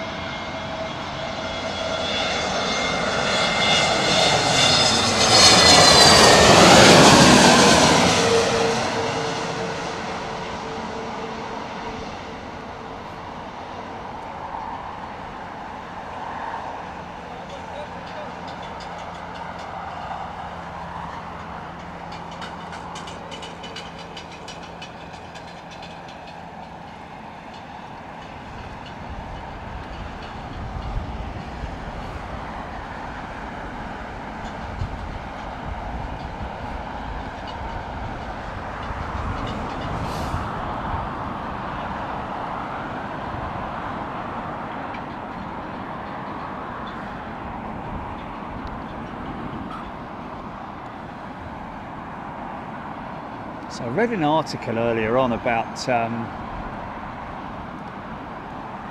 Aeroflot, well, Russia anyway, and their aviation sector obviously having real problems in terms of maintaining their aircraft, getting spare parts for them, etc, etc.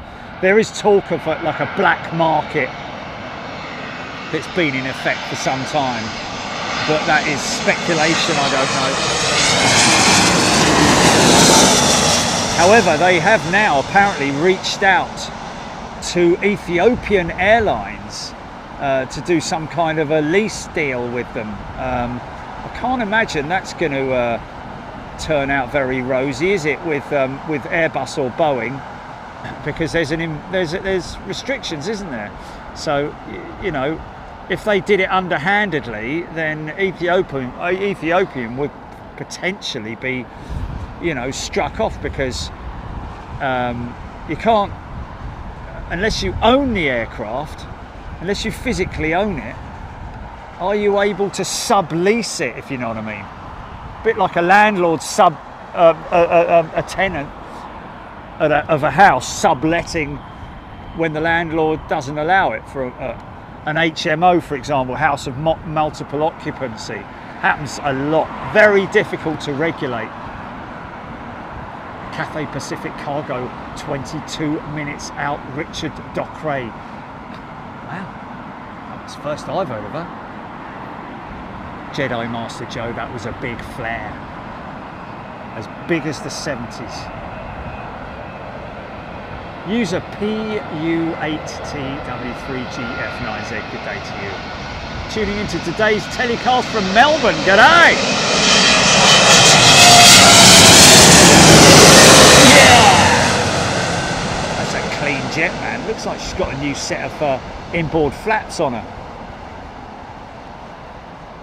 Whoa.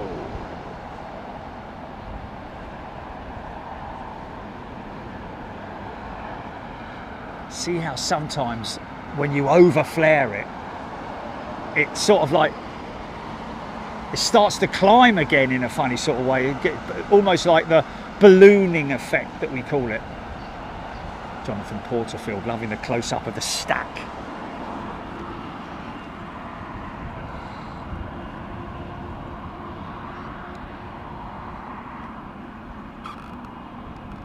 Oh yeah, we've got a nice bit of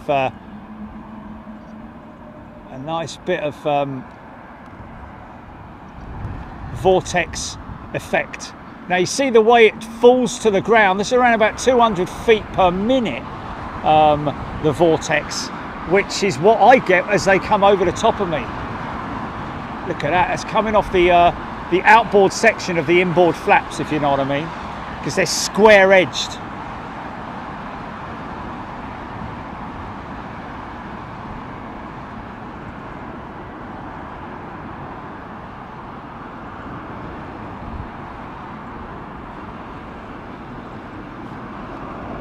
It's a big nosy attitude 330. It's a 339, tread 7000s.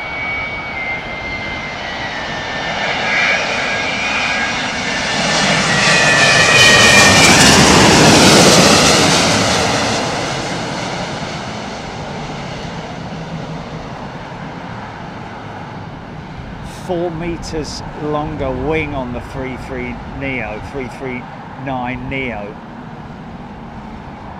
2 meters either side wing extension. Completely new wing on the 339, obviously to accommodate the bigger engines, but I don't think they're any heavier, but just bigger, and therefore probably some changes to the undercarriage arrangement, I would imagine. But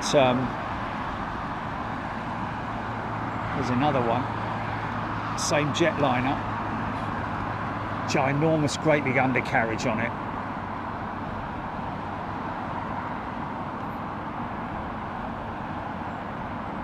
Paul Collins, wing in ground effect. 737 does that. Caspian Monster, Russian flying boat thingy. Oh, I think I might have seen it. It's that thing that's actually not a boat. It just goes across the ground, across the sea, across the water, should I say? Just like a aqua foil, is it?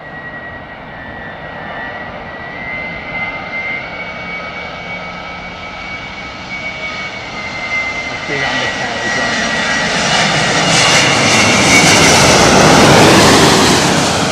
Doesn't matter how smooth you land this thing, because of the back set down first could be very smooth, but when that front set comes down, it's always a big bang, and here we go, wallop. And that doesn't matter how smooth the pilot touches that aircraft down, that front set always comes down with a bang, and everything's shifting around in the overheads, etc., etc. As a hovercraft, yeah, kind of, yeah.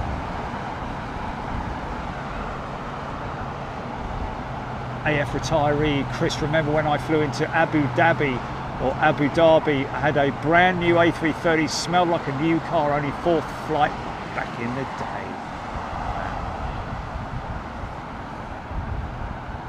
day. EGPX Ekranoplan. Crazy big giant thing with engines over the wings, isn't it? Two humongous great, I think, or maybe they were like jet rockets or something crazy like that.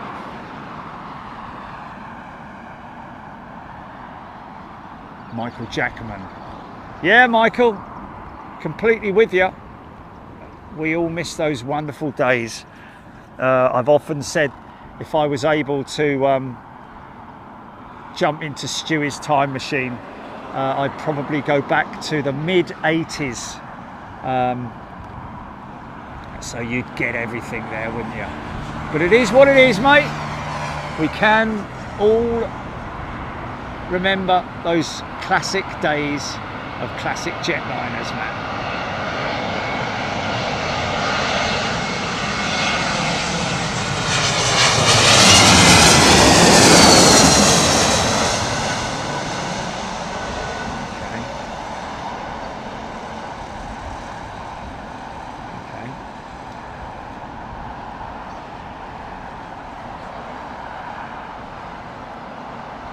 Here with the lads, JLFC.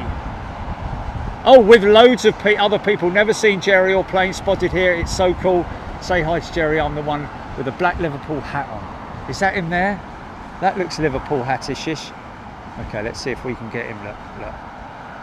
Keep looking at your phone, mate. Keep looking at your phone. Yeah, that's Liverpool all going on. Look at your phone, mate. Look at your phone. Keep looking at your phone. Keep looking. Keep looking. Keep looking, keep looking. Keep looking at, don't look at me, look at the phone, look at the phone. Good lad. Nice hat, nice tipfer.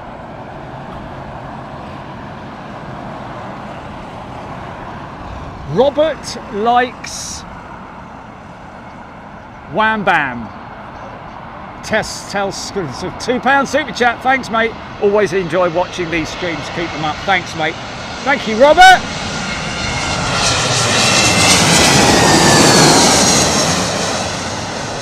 Yeah, Riyadh Air coming to London Heathrow. We'll have a word with them, see if they fancy doing something, but you know, it'll probably fall on deaf ears. Chances are that they'll be up for it, but Heathrow, it's very difficult for Heathrow to accommodate you know, media in general going airside. There's a lot to it, folks. It's not just like open the doors and in you come, like we did at Louisville. But you know, there's a lot to it. You've got to find an escort, not a Ford Escort, but you've got to find an escort for the time that you're in there. You've got to get all the passes, and because of security, man, it's a lot of regulatory stuff. You've got to jump through so many bleeding hoops. And even if the airlines are keen on it, it's never a done thing, a given thing with any airport, and it's totally understandable that they are so strict. JLFC has gifted a channel membership. Thanks, Jay.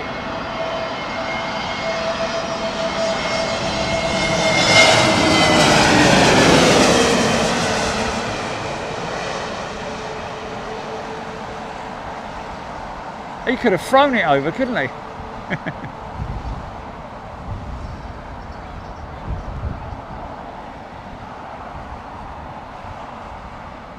Thanks, mate. Will he land it? Caspian Sea Monster had 10 Dobrynin RD7 turbojets, 2 tail mounted and 8 canard mounted. The prototype was over 300 feet in length, Superbob. That's that big Russian thing, I think it was. Nutty aeroplane. Well, it wasn't an aeroplane, it was like a hydrofoil type thing, wasn't it? Caspian Sea Monster. Jay Bacon has gifted a channel membership. Thanks, Jay. And Tikiba Tom, I think it is. Is that Tikiba Tom? Is a brand new premium member. Very warm welcome to you, mate. Thanks for your support. You're joining a fantastic community, I have to say. So humbled and honoured to be able to be part of this amazing community, man. I'm telling you. And people will always back me up on that. Tony McCall, understandable with all the various protesters. Airside access must be kept very secure. Yeah, indeed. I mean, if I want to go airside at Stansted, for example, it's like that, because I know them so well there. I know them so well.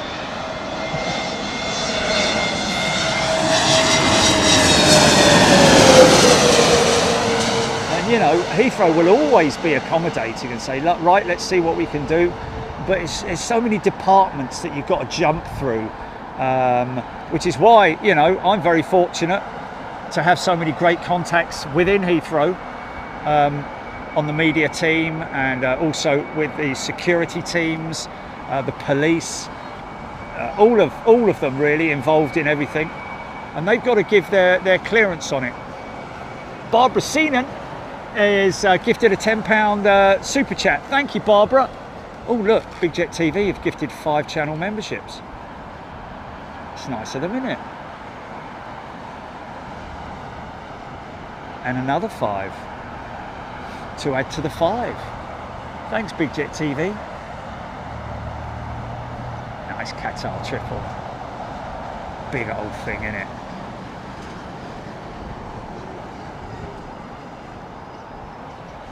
See the smile on his face, look. See the smile?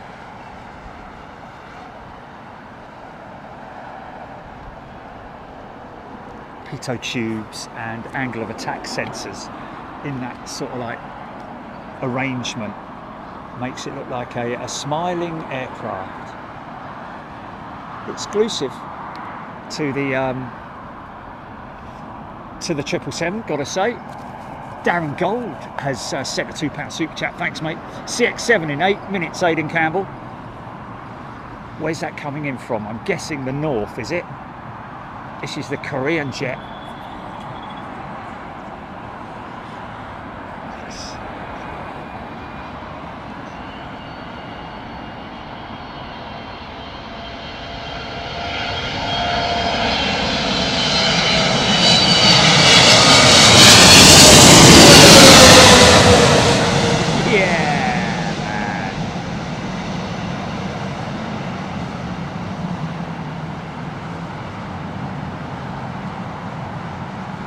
Oh yeah, nailed that one, man.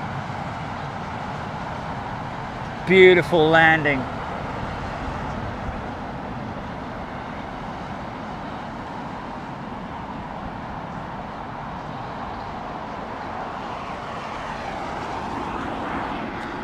Yeah, but that's hearsay, Chile, isn't it? You know, I mean, what about the woman, that lovely woman, Noor, who reached out to us from Turkish? She was so confident. We'd love to get you over here. We'd like to get you airside, do a thing about our dual runway operations. And, you know, we talked about possibly doing something in the freight division and all that kind of stuff. Never heard from her again. It's obviously, you know, she's probably put the proposal through, but nothing's happened because obviously she's...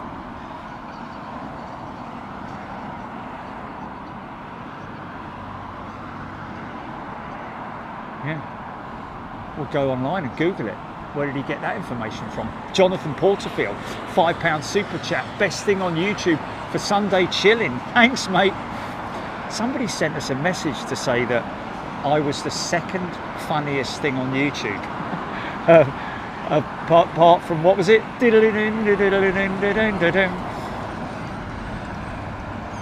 Hey, Larry. Oh, hello, little fella. He lost his mummy. 350. CX7, 8 minutes, James Dayton. Thank you. Thank you, Jonathan. Not blowing my own trumpet there, really. I'm just saying it was quite a funny email. It was based on my simulator stuff, I think.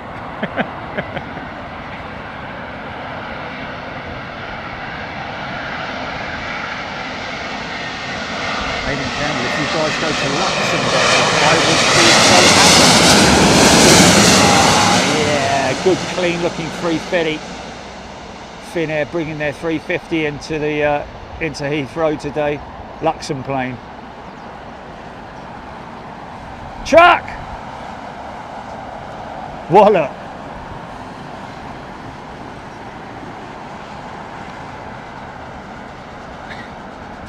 Look at that lazy horse.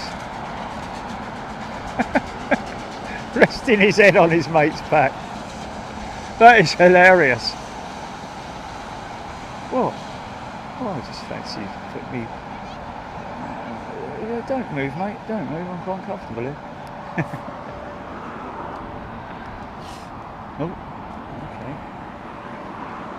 Lots of people here on a Sunday afternoon, full of roast dinner or whatever it might be. It's funny how a lot of people.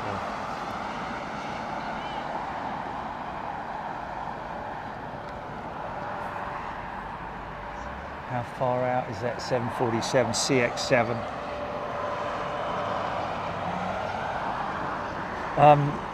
I'll give that guy My Magazine a shout out, just because obviously a subby there asking a valid question. Why does Finnair fly the 350 in here?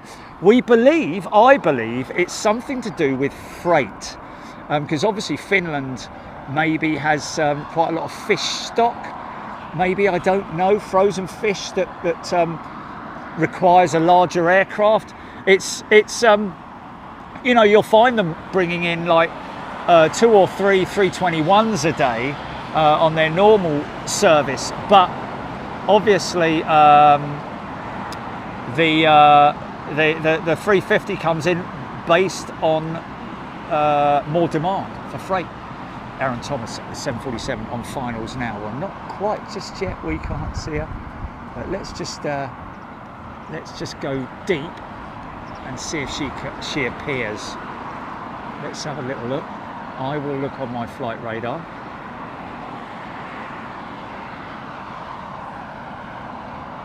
Ah, she's not on finals, man. Unless she's gone off radar. No, she's turning in now. Yeah, she's still turning in from the Lambourne.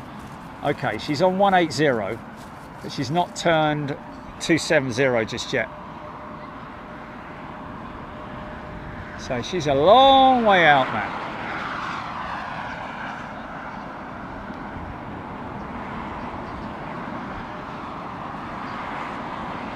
Ty, there he is. G'day, Ty. Hope you're well. $50 I'll cover your gifted membership cost and raise you $20. There we go. Thanks, mate. Hope you're well.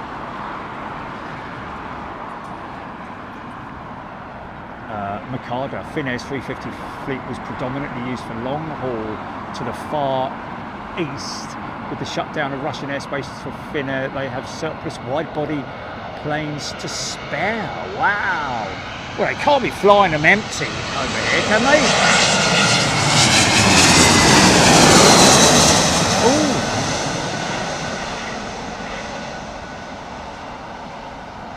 Oh, blimey. Wow. And where's that, Changi? Oh. Oh, really? And that's landside, yeah? That's landside. Okay. Cool, blimey, that's worth a go, isn't it? Oh, blimey. Oh, mate, let's get... Yeah, but that takes 5 minutes, doesn't it?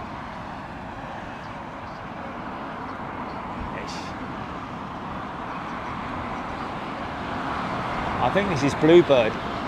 Minimum 24 hours before the activity. Okay, so we could... Yeah. Let's do that, man. So we're basically going to fill out an application for. Okay, all right. No, I'm not gonna. It's just it's nice to let them know, isn't it? See how we go. Yeah, let's wait until we've. Yeah, we're looking into it, filling out an application, whatever. So that, I believe, is all Nippon. The 211 in from Tokyo. Oh, well, that's easy. There's the Bluebird, as we call it. Is it Tango or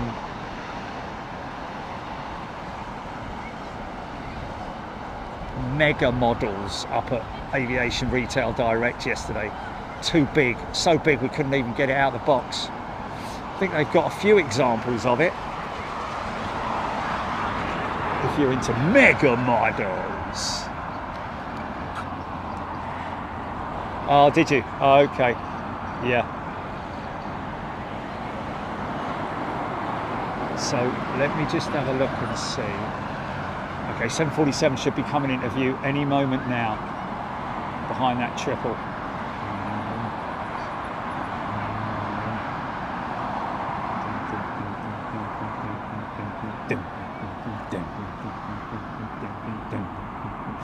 737 on the speedy approach, but I'm just going to leave this on here for a second, folks.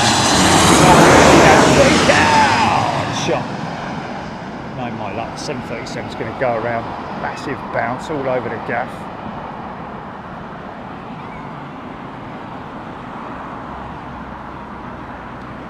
Yeah, that's the Nippon jet. Here comes the jumbo. Here she comes. What a beautiful profile, man. Isn't that just beautiful? Is it the Dash 8 today, is it? Well, as always, I'm guessing. Those big engines on her, man. Look at the downwash. Look at the downwash she's created, man. Look at that beautiful downwash. Crazy. Mate, should be handling this with the wow. Oh, pigeon, photo bomb. Thanks, Ty, mate. Gear down and extended, going for 5 greens, isn't it? Let's go on this show. Big old ANA trip.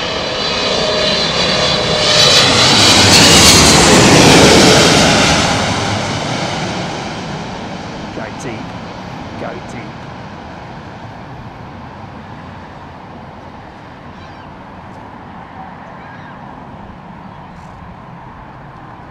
Yeah.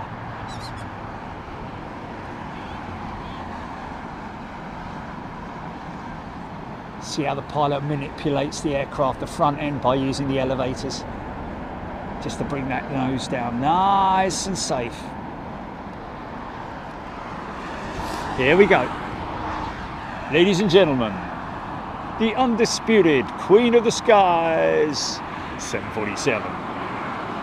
Whether it's a Dash 8 or what? What's that? Alan's deep zoom. Yes. Yeah. Alan's deep bath.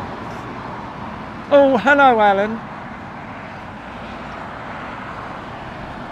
Camp David.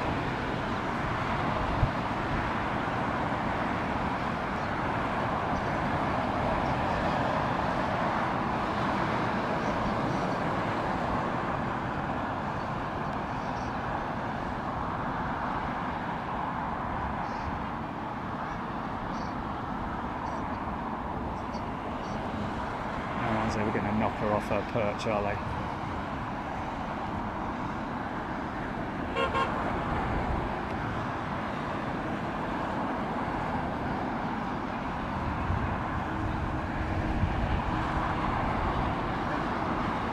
Yeah. 5,800 people tuning in to see this beautiful flying machine. Big old girl, look.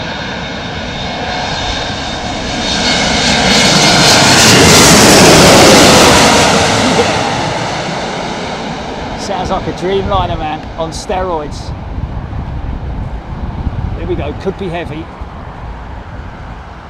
Always smoky, man, always smoky. Very nice touchdown, but so much rubber going down on the runway there that it always looks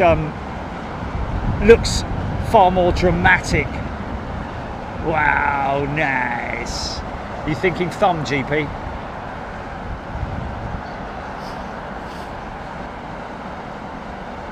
Yeah, big smoke, man.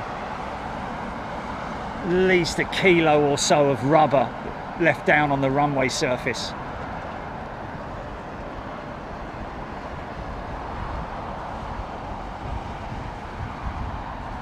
But you know, nicely controlled on the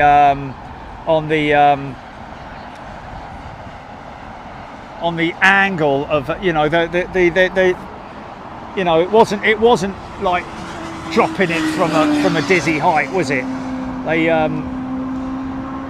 The angle of attack was absolutely nailed on there. Fraz Smith, still my favourite.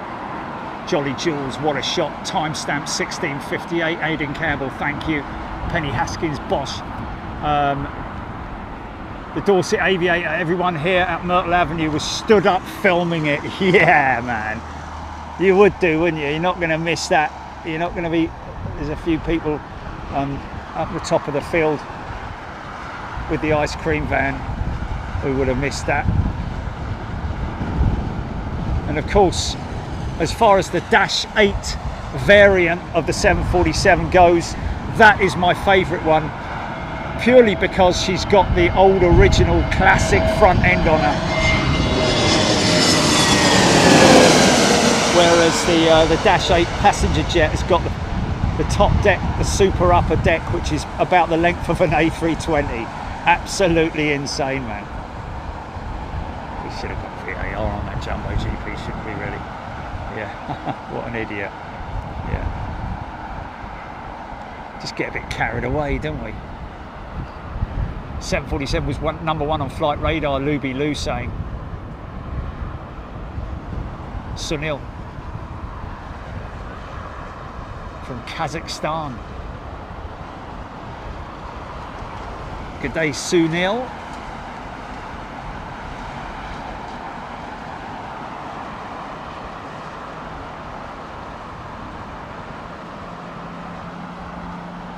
Paul Barnett. No, I don't have that 747 tyre.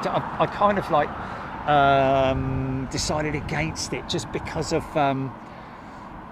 quite limited in terms of what I've got as available space in the garden.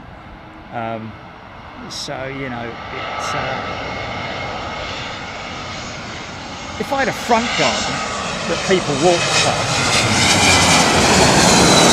then I would most definitely make it into a nice little flower arrangement of some description. But I don't have, I just got a driveway, which I'd much rather have, obviously, parking the old truck.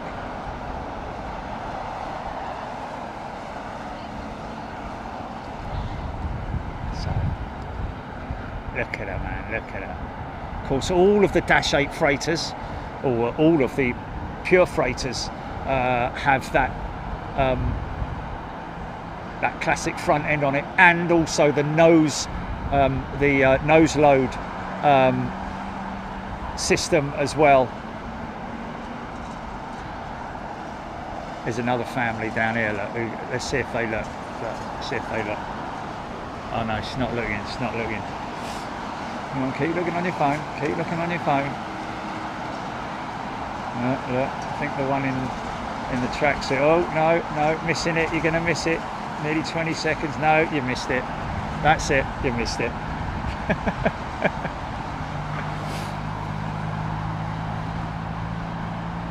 Oh, Becky Hale. DHL 15 minutes. Is that the old banger? It's like one of the cars I used to sell. No, they were perfectly good, the cars, and reliable. I had a great client base. Even the landlord of the local boozer sold him a Renault bus. What is it? Not the Espas. Yeah, it is the Espas, isn't it? Miles high. First time I flew to Mexico in the 90s. Air Canada 747. Wow, that would have been in the lovely old livery, the Air Canada livery, wouldn't it?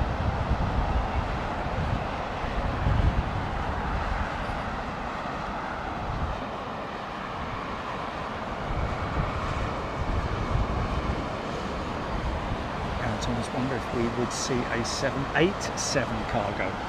No, is the answer to that.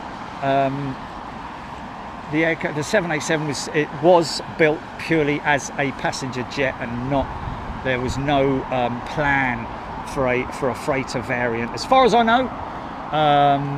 Obviously, you know, they didn't. Obviously, their 777 at the time was a pure freighter, the 777-200. Still, I believe they're coming towards the end of the 777 freighter program, but of course then it's going to be the 777-8 freighter, which is the X freighter, I guess you would say.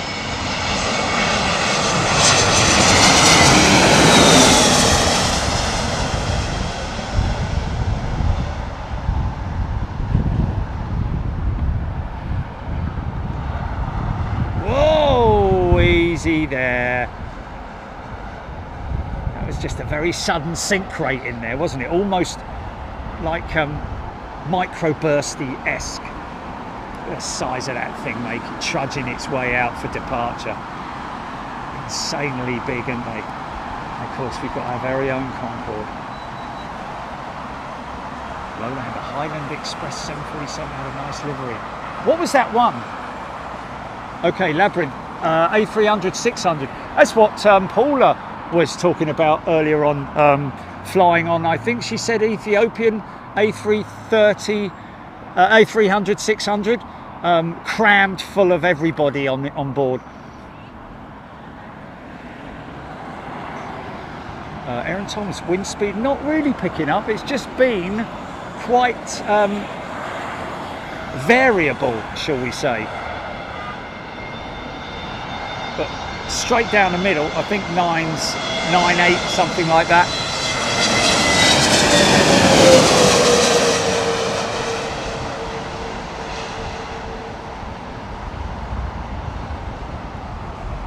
Yeah, it is more or less a direct headwind. As you can see from the SOC, a little bit of westerly in there, isn't there?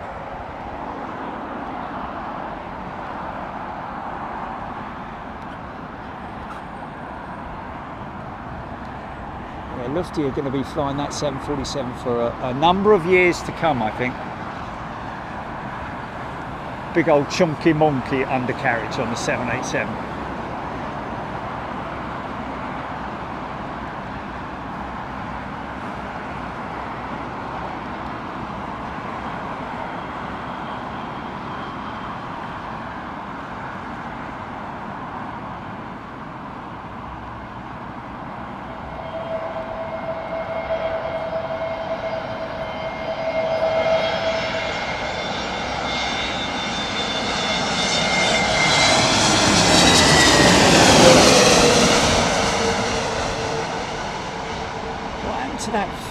Member who was Irish, lazy. Look, watch the blocker doors close on the engines. Look, see it? There we go. You see the light through the engines, and then the blocker doors come into effect. Oh, I don't know if we'll see them retract. Let's just have a look and see. Yeah, no, still going. Still see the heat. Should be about now. No, I think just too far for us to be able to make it out. 787. There's another plastic jet in it. John Montague.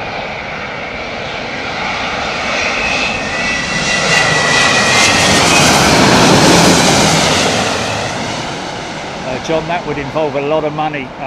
Depends on at what period they were parked at. But delete VAR. Oh, man.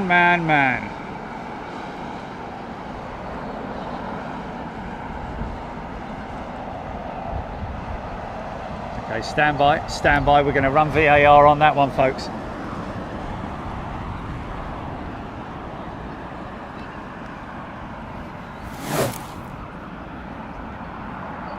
Yep.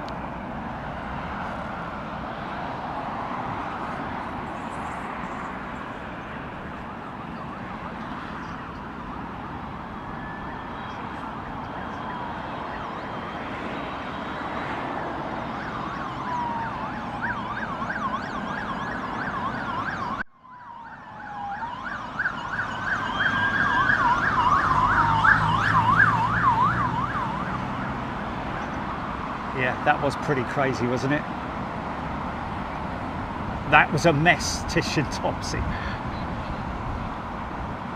Lisa, I've been on a plane that did that. Yeah, we got some nice cloud formation here. Look at that bank of cloud. Nothing quite as, and I tell you what, that's got rain in it, that segment there, so I'm quite lucky at the moment. But I tell you what I think we're getting, I think we're getting a bit what's known as a thrust front, which is basically the winds that get to you before, that's just long, there's a bit of ballooning, E-bang, there we go, E-bagum.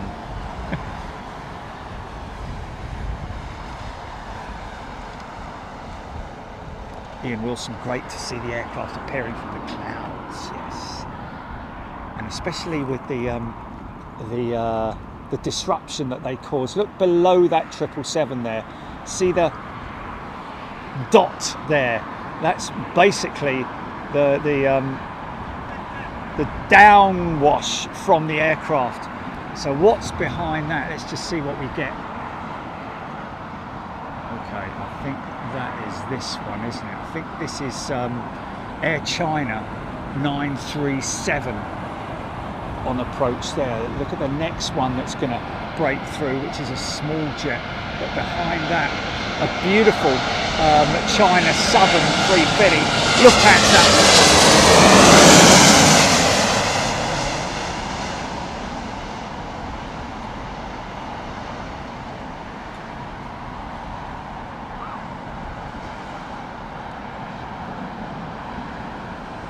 Nice. Straight down on the markers.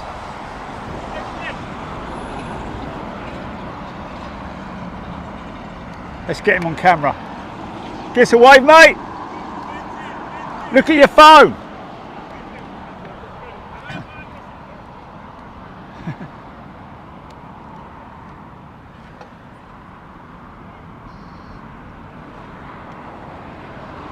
If you've ever been to like a trade fair, you know, for these at like Farnborough and places like Paris and stuff like that, where they have just the undercarriage alone standing there with the guys like Doughty and all that manufacture these undercarriages. It's ginormous in a exhibition hall, man.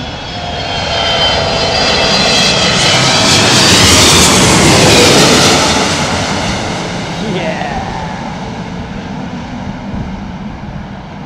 Big brute of an aeroplane, in it, a triple.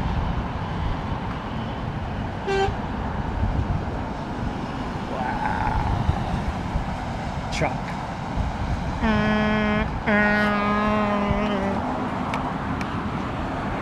Okay, so we're waiting now. This 350 should be appearing soon-ish. See, oh, there it is actually. See the depends on obviously at what point it hits that cloud. But the vortex behind some jets can last up to 11 miles or thereabouts, 10 miles plus for the vortex that trails behind it. You've only got to look at a boat on the water. Boat on the water. Dun, dun, dun. Sorry. If you look at a boat on the water, you will you will see the wake that leaves behind. Of course. On these jets, it comes off the wingtip, not off the hull. There is a certain amount of disruptive, turbulent air that comes from the hull, but more so from the wingtip itself. That's why cleaning up that wingtip is critical, and that's what winglets and the like are all about. Wingtip devices. Sharklets, raked tips, nice. Fence style wingtip, blended wingtip. The fence style being the kind of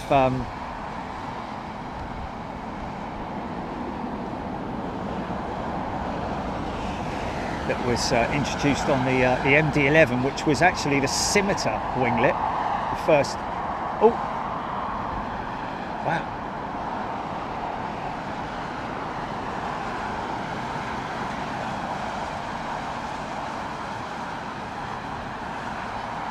It's like a work of art, isn't it?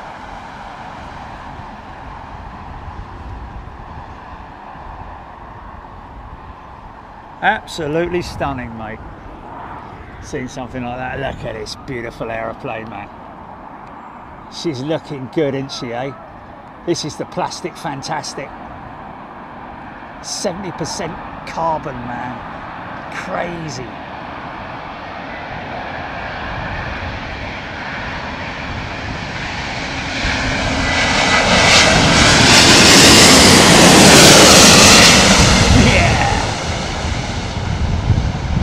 Breeze just kicked in as well.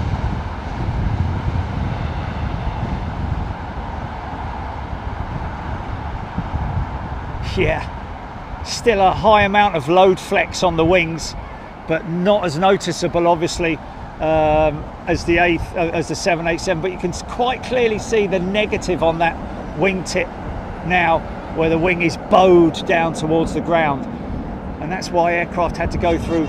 You know, the thing is that a lot of these aircraft that are sitting, if somebody asking just now about, you know, bringing decommissioned aircraft back into service like the 380s, it costs a bleeding fortune, because what you've got to consider is that those aircraft have been sitting on the ground for months, maybe even years, and so the stress on the wing with it, even without any fuel in it, the weight will just be pulling that thing down towards the ground, and they're designed and developed obviously to fly, and that's why the wing is at its most efficient when it's in flight, not as a vehicle on the ground.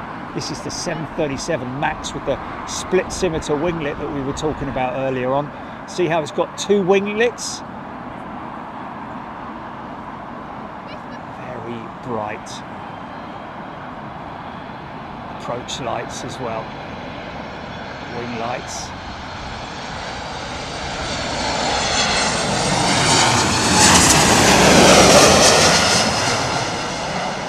Slightly larger, faster approach speed than the Airbus. Do I think, was it? Oh, easy there. Oh. Yeah, sit on those mains, mate.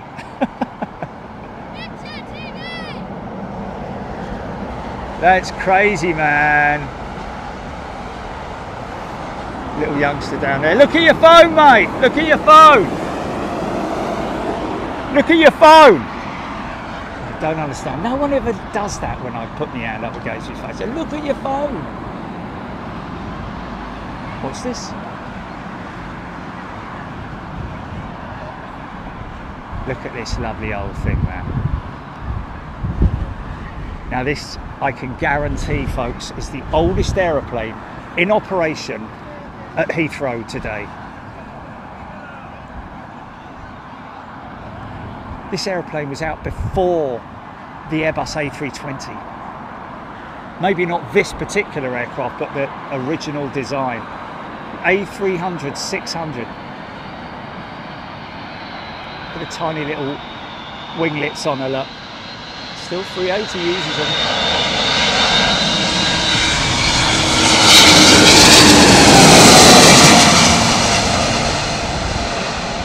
DHL freighter, the old banger as I call it.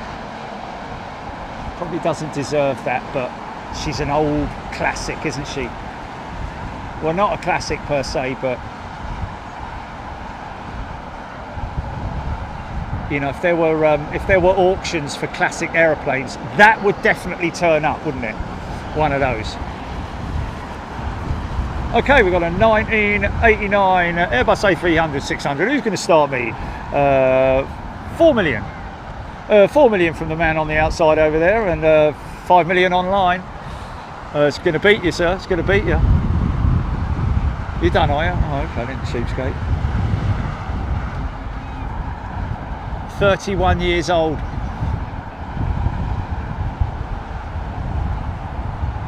Shake and watch. You do the shake and watch. Put the business back.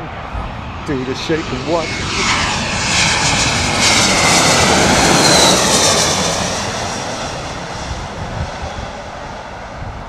I think it's time for sandwich.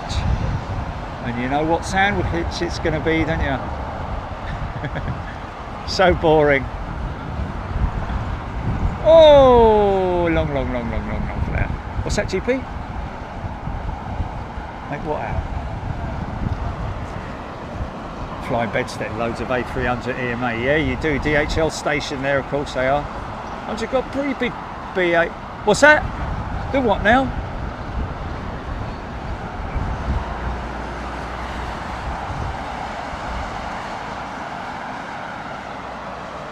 Well, I think we definitely put one on the, well, I don't know.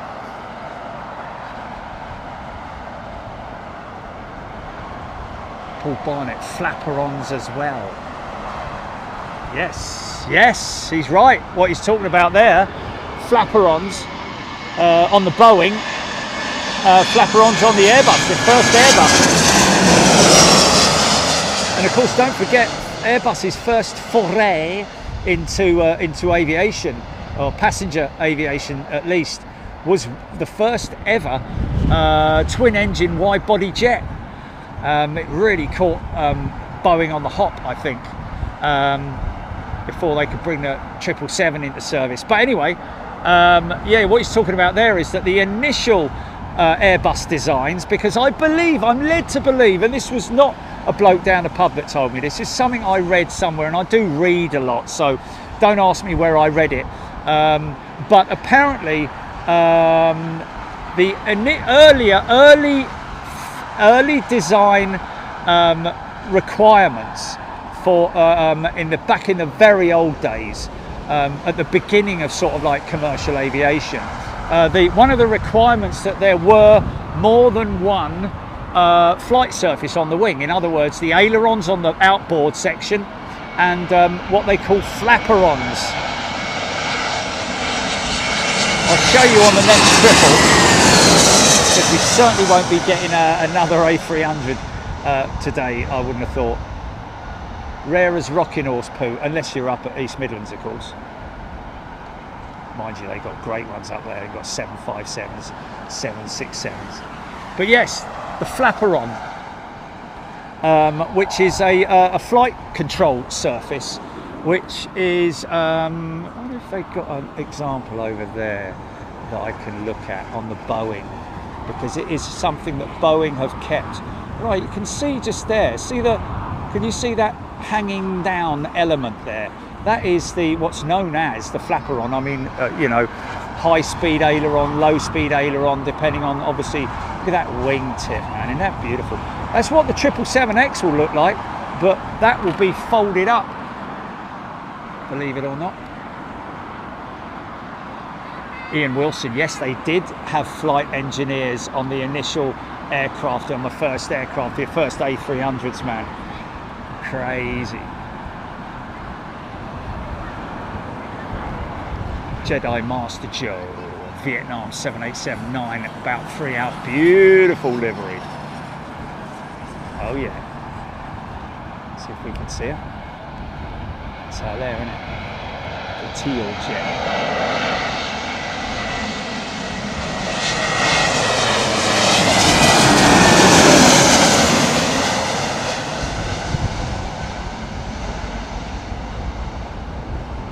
Crabbing a little bit. Oh, have another go, mate. Wow. VAR on that, GP. I think that's worthy.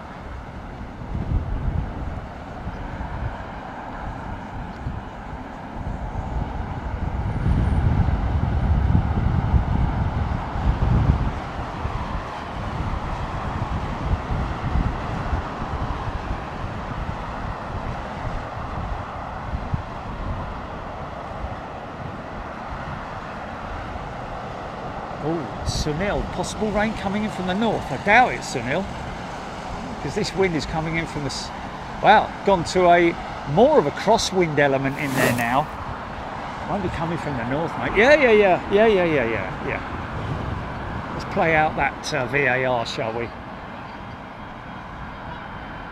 Sort of like flares it, back end comes up, nose drops a little bit, then double flares it.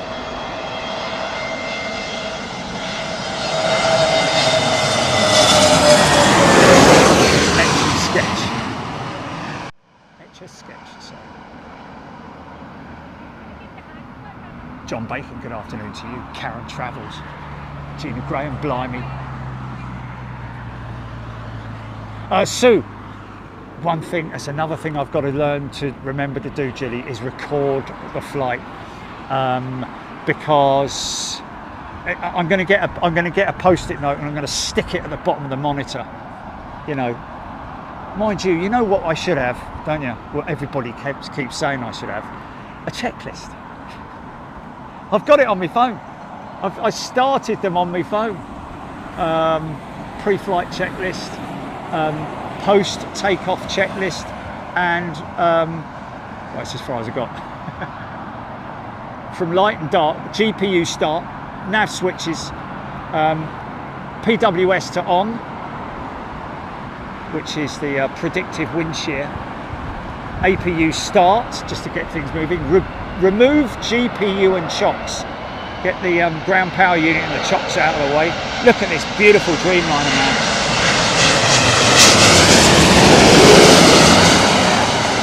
It's a big favourite, the Vietnam livery.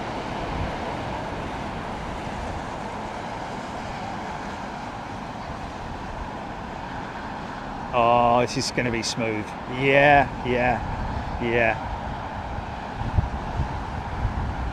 A little bit of lurching, but that's to be expected, isn't it, really? Yeah, so yeah, we've got PWS on. Transponder, need to make sure that you there's a couple of switches on the transponder, but all of this, it really means very little. What's more important is understanding the aircraft in terms of its, you know, like last night where I got into a right old muddle where I couldn't turn the aircraft, the autopilot wouldn't respond. There's reasons for that, either overspeed or underspeed. You have to be within limits. I know you can't extend your flaps beyond a certain speed, etc, etc, you know, but there's just so much more to learn anyway. So I should use my checklists. Ian, very funny.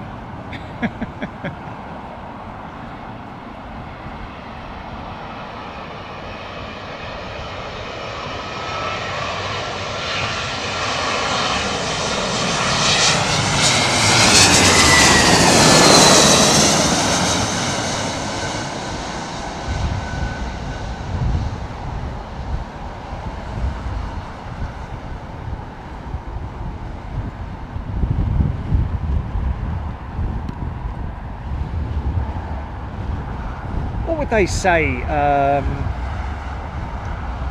winds variable at 9s, because that is like literally straight down the middle, isn't it, that wind? So would they say winds variable at 9, or would they say wind speed and wind direction and speed and then gusting? Because are there gusts at the moment? What does METAR say? Look at this beautiful aeroplane, 777. Look how beautiful that looks against the grey skies, man. Moody shot right there, man. Beautiful.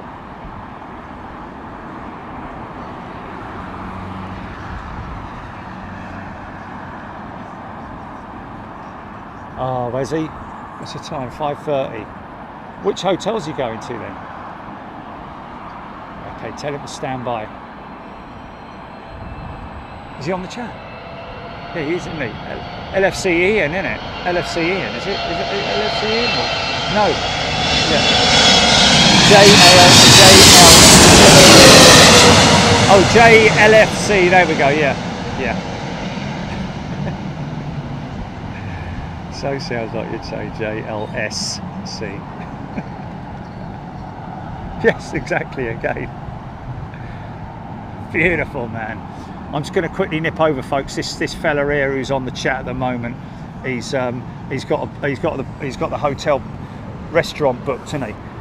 So got to help him out and give him a sticker. Bloody hell. Okay, and the problem is that when I give someone a sticker, we get a load of other people. Hello, mate. No, you can't have a sticker. Oh, see.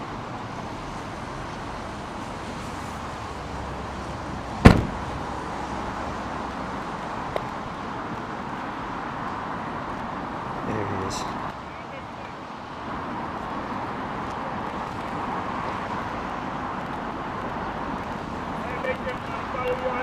How you doing, mate? Good man. Thanks, fella. Enjoy your meal. Yeah, follow you anyway. There you go, mate. Yeah, nice man. one, fella. Yeah, Nice one, mate. man. Yeah, of course you can. Yeah, man. Thank you, mate. Really Hello, mate. Thank you. I'm getting hounded here, Jilly. Can I have a picture? Thanks, mate. Do you want a sticker, fella? I'm going to run out. Thank you. Yeah, of course you can, mate. Come man. Respect for you, man. Thanks, mate. Yeah, man. There you go, fella. Can I have a picture? Thank you. There you go, mate. Thank you. All right, fella? Yeah. He came all the way from Belfast. Is it? Yeah. And he saw your videos on all the time. Oh, cool. Good one, man. Thank you so much. Thanks, mate. You're right, fella. Thanks, mate. You're right, fella. Yeah. Thank you. Nice one, mate. You'll get a picture. Awesome. Thank you. Cheers, everybody.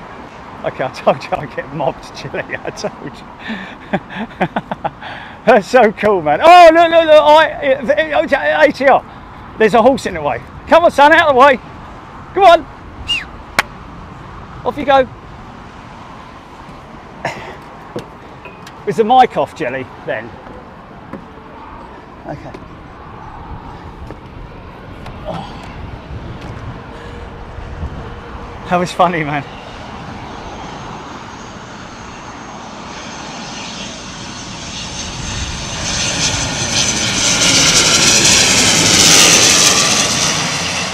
Nice.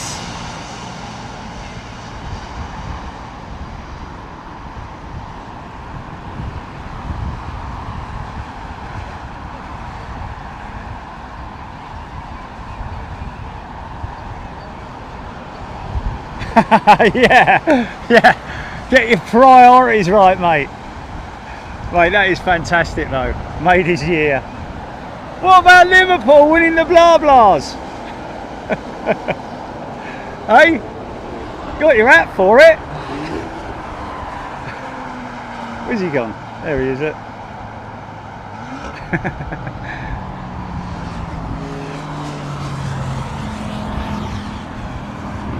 Nice. Royal Dutch Airlines and another big engined aeroplane, man. Look at those engines. Kind of out of scale, aren't they, really?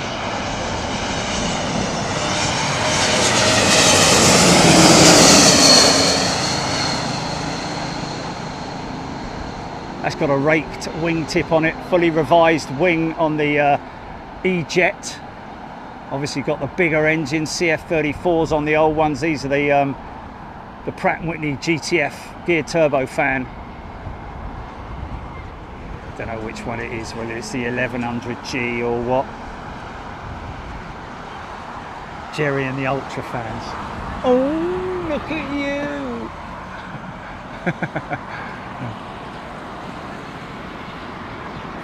I keep saying we should do that t-shirt, Jilly, super fan. Because then, you know, it could be taken two ways, couldn't it?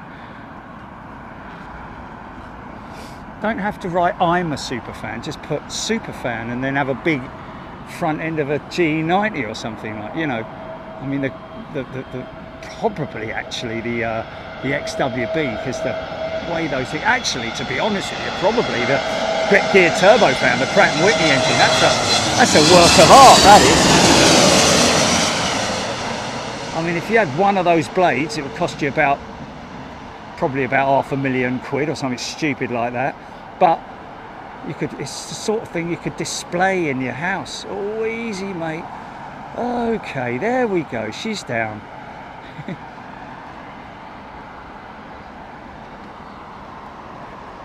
Stack shot. Susan. Chris Winchell has gifted 10 channel memberships. Thank you, everybody, for your immense amount of kindness and we do have a fantastic community here. I will continue to say that until the day I die, just because we are so lucky, man. So lucky. I've been very fortunate in my life, actually, that people that I've been involved with are just nice people. You know, my magazine days had a great readership.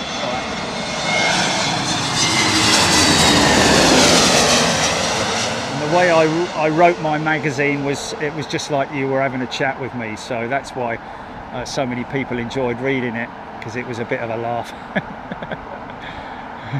Especially in the early days. Anyway, you had to be there. Concord, still.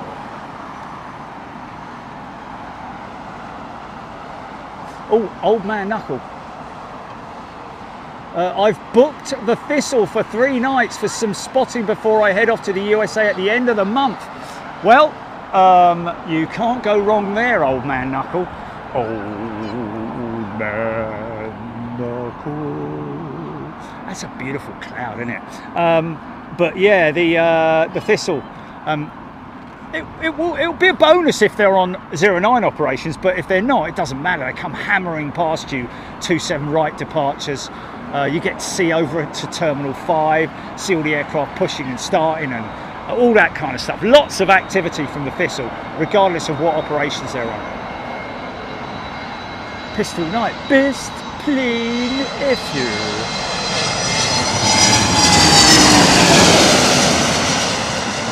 Crazy when Volaris, I think it was a Volaris 321neo that they had a model of at ARD yesterday. Put it up against the 727 and it dwarfed it. It's quite a long landing, that, wasn't it?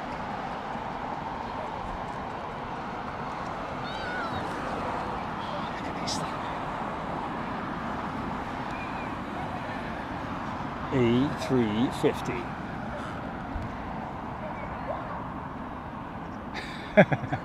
Steve Stiffens. Yes. The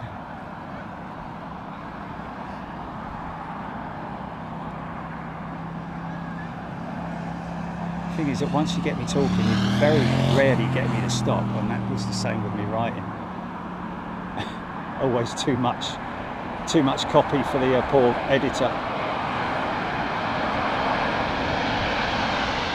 To chop this down by at least 1,000 words, mate. Really? Yeah.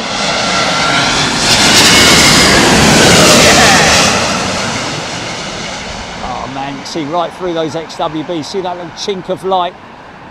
Ah, yeah. They'll use the reversers, but not to any great amount of energy. Watch the blocker doors. Suddenly it turns off, and now you've got a little bit of retardation with the blocker doors being open, but not massive. There's a bit of a rumble there, actually. A Robin Rumbalo. Naiad, loving it. Aussie Pom, shiny. Vicky D, loving the wings. Kansas AV dude, right, loving the lighting right now. By the way, folks, if I do miss your comment, please don't take it personally. It's purely down to the fact that I've got so much going on in terms of looking at what's around me, making sure I don't miss any of the action. Your comment might get missed, and I am regularly behind on the chat, so I apologise. Like I say, it's nothing personal, but come in and repeat your comment or question or whatever it is. Susie Q. Andy 2950. Can you imagine AI Jerry? Somebody spoke to ChatGPT. They sent us a message saying that they asked ChatGPT to prepare some kind of a dish, give cooking instructions in the style of Jerry Dar. I don't think it did it, but you know, that's quite funny, isn't it? But Jilly actually, wow, nice. Jilly actually has found another thing to play with on her computer, with like making a still image. There was a picture of me and these four lovely fellas outside ARD. It was just a lineup of us, but she's made us all dance. God knows how it does it, man. But AI is pretty amazing. Frightening in a funny sort of way. Aussie Pom, big bird incoming.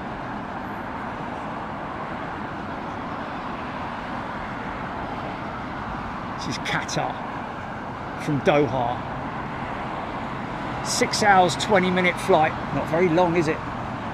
777-300. It's a big old lump. Bravo, Echo, Victor. 400 feet. 143 knots. Slow, innit?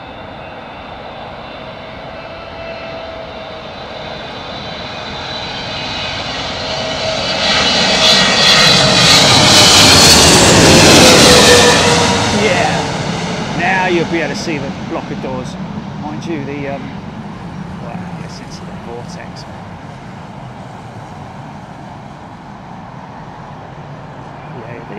Wow, there's the flapper on. You see, folks, see where the split? There's a split in the flaps, between the flaps. On the next one, I must remember either a Dreamliner or a 777. You will see the flapper on. They don't have them on the Airbus. Obviously, the only aircraft that Airbus produced with the flapper on was indeed the A300. But then they obviously took that whole requirement out, so that, because Airbus obviously presented to the governing committee or whatever it is on aircraft design at the time to say, look, we don't need a flapper on.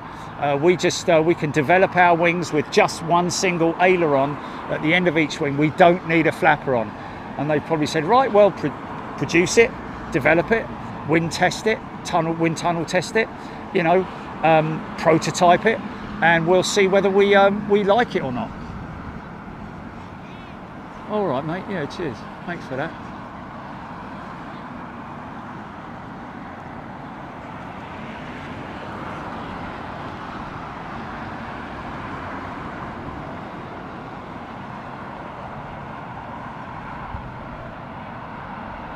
Skynet is just around the corner. What's that?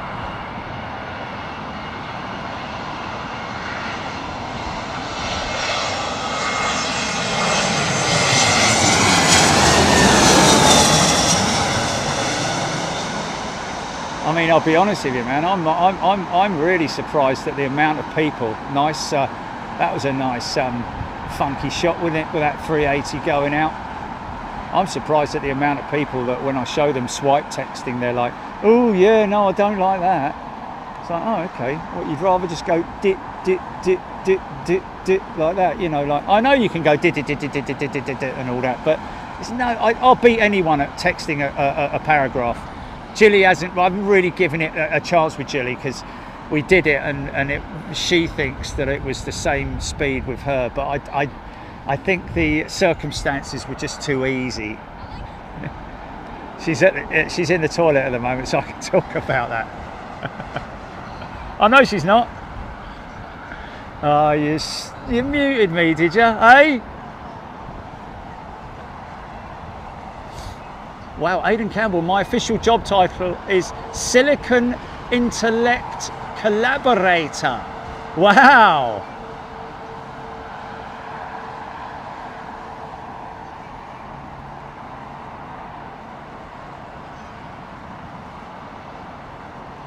What's this? Saving pit stop, saying just ask ChatGPT to produce a weather forecast in the style of Big Jet TV's Jerry Dahl. Includes, so if you're heading out for a barbecue, I'd say cook it now or you'll be flipping sausages in a monsoon. Okay, fair enough. Someone said Skynet's just around the corner or something. Yeah, I have, yeah. Oh, okay. No, well, I mean, yeah. Now you say it, yeah, I can relate to that. Yeah. Skynet's just around here. Right, I got you. Okay, and now I've got time to get my sausage. I mean, my sandwich.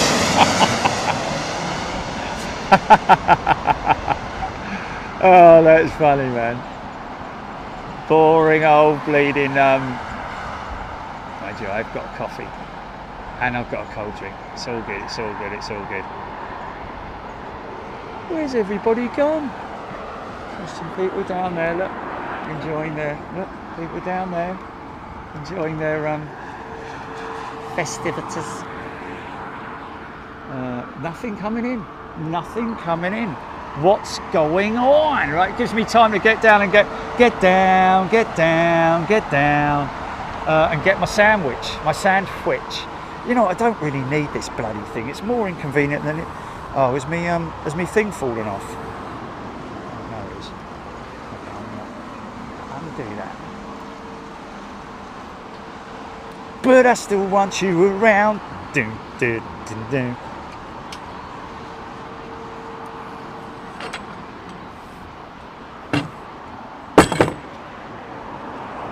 So get down.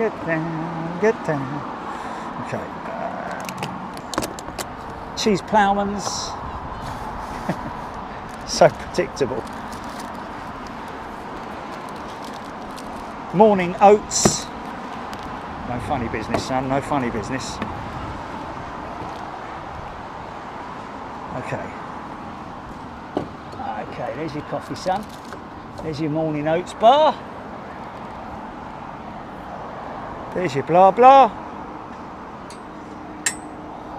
And sand fetch.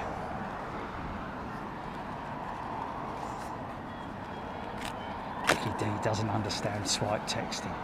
I'll be honest with you, man. If you don't understand it, then don't bother with it. Because when somebody showed me swipe texting, I immediately understood it. And immediately took to it. I never looked back. I never did a standard text ever again. Literally on the first day I did it. The amount of pilots when I've been up on the flight deck and I go, right, okay, I'll just get your names, yeah. So I'll just open up my messages and my notes, yeah. And I'm like, have any of you ever done swipe texting? They're like, no. I'm like, look at this, Captain Steve, and they're like, wow, look at that. And that's about it really. Or they're like, yeah, no, I've tried that, I didn't really get on with it. It's like, really? Wow. Anyway, whatever. Do you not understand?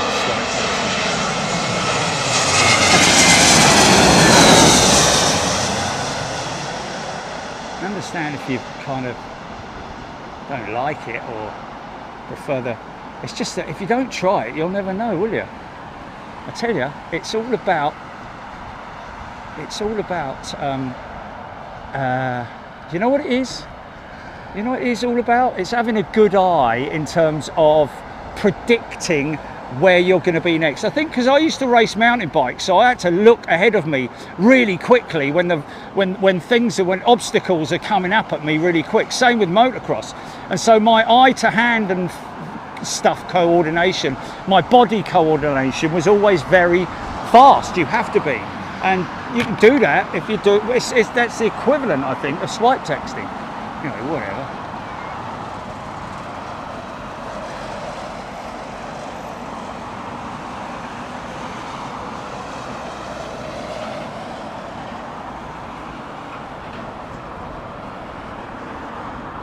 Tight, man. It's so 1990s. Might as well get a Nokia, Jenny. Get a Nokia. Do-do-do-do-do.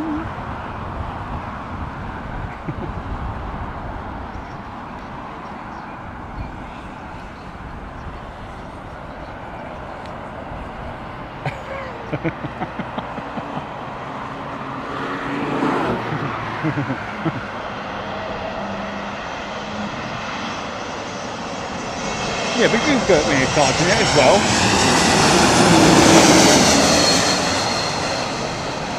Mine.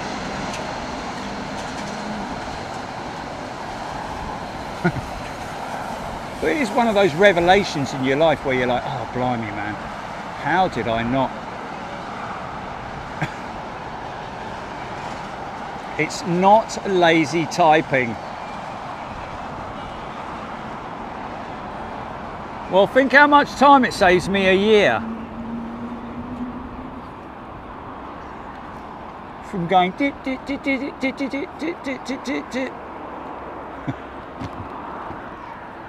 mind you, dictation's even better, isn't it? As long as you speak clearly and coherently.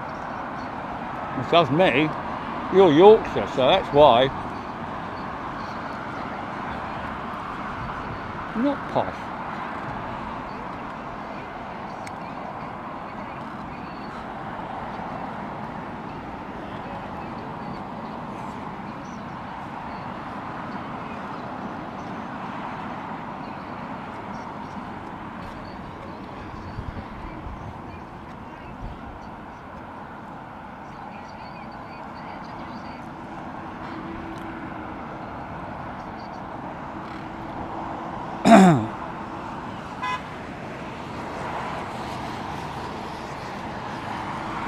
Swiss Tony walks into the office.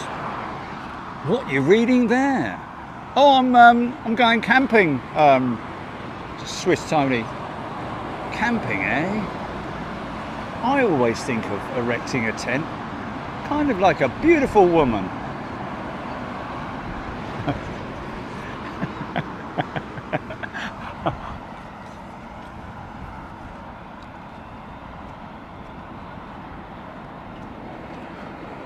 Sainsbury's, oh no, Shell Garage is the ploughman's from.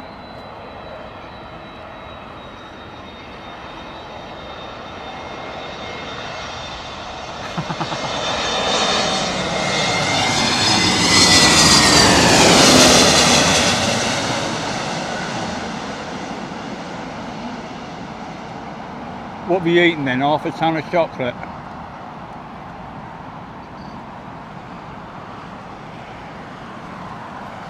Well, what's done it then? Oh, okay, there you go. Okay. Max laziness is to get it right the first time. Little fool to get in together. There you go, there you go. What's that, mate?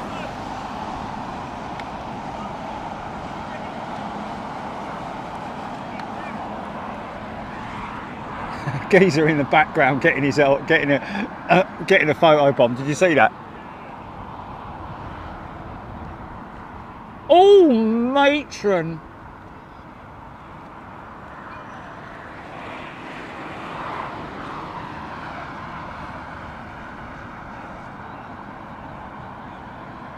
Geezer in the background, brilliant.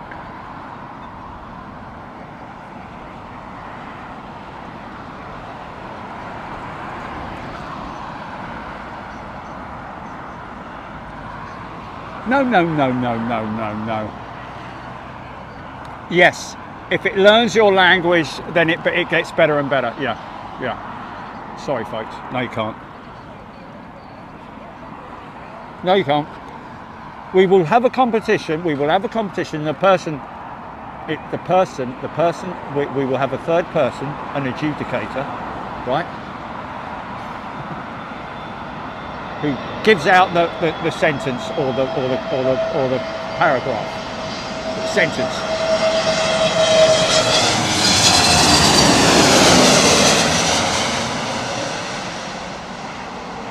And I'll bet you a tenner.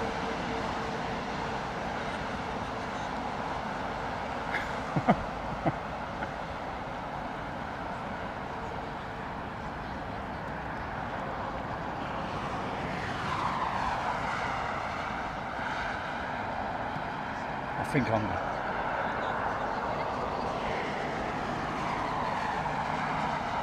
Oh, flying out in the winds is great, man.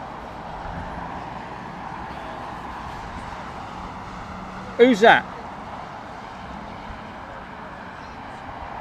Oh, Scrappy can't. You managed to get 2 tickets for the Fast Show live. They're still doing it. That's hilarious, man.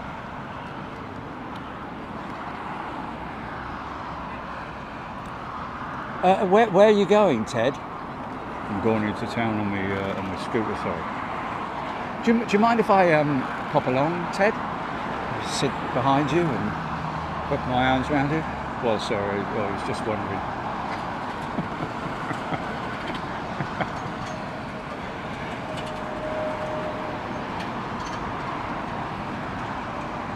Debash mode. I'm seeing her name. Martin Pete.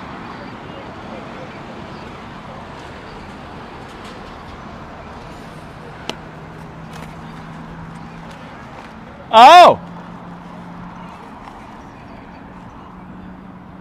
Okay. Well, I reckon we should have a second. I'm coming back for a rematch then, Jilly. Sorry.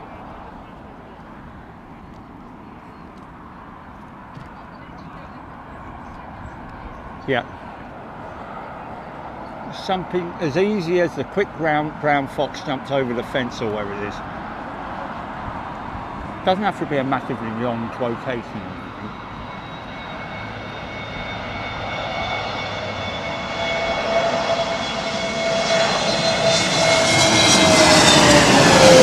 I'm loving the close-ups. I love the tight shots as well, man. Great little camera in it. Great little camera, man. 500-pound nits. Oh, bit of a floater. There we go. Just don't panic. Rematch Super Sunday. Dun, dun,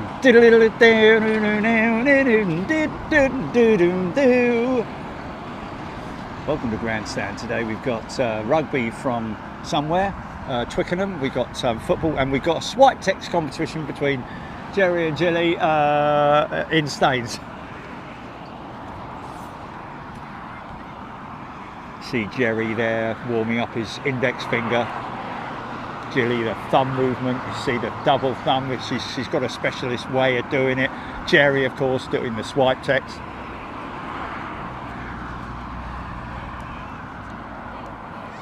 We'll see if we can get some interviews, but I think they're quite busy at the moment, so we'll leave them to it.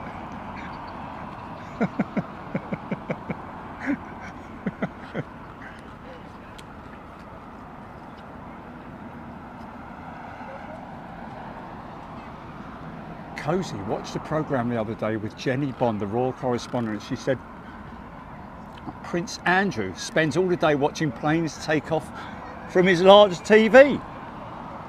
Blimey. Need to get out a bit more, son.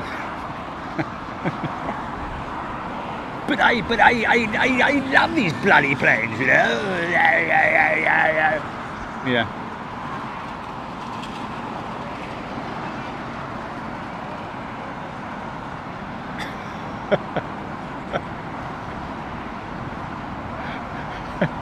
Was that what I said?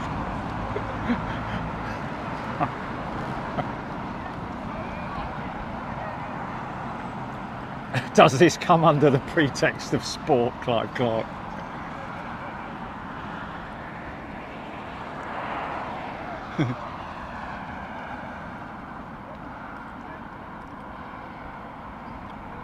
Miles High, very funny.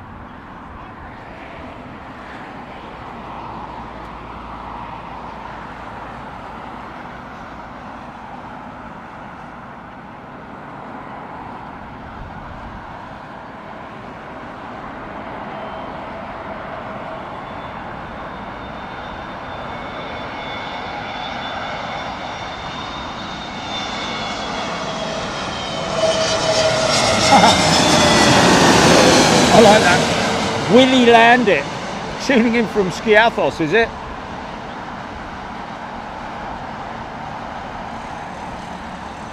Oh, checking in for Skiathos on the 28 nights.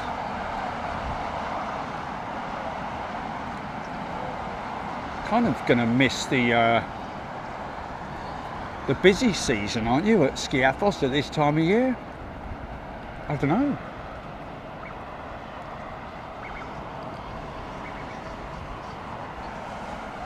Well, yeah, there we go, yeah. But in 28 days, though?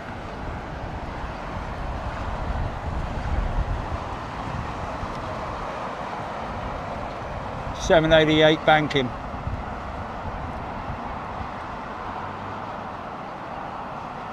Nice.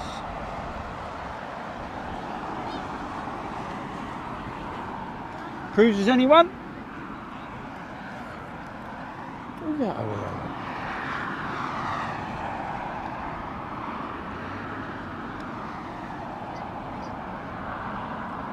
Is that something coming out of the Ockham going into the Biggin, or coming out of the Biggin and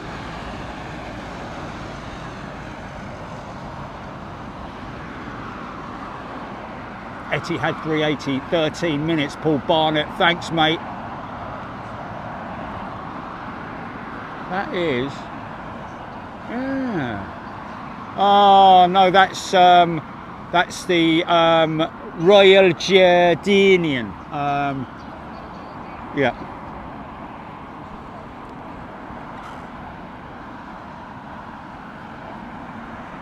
Thank you, Paul Barnett, Etihad 380. Now, I think that 380 is going to probably, let's just, too much information, Julie. I'm still eating my bleeding sandwich, mate.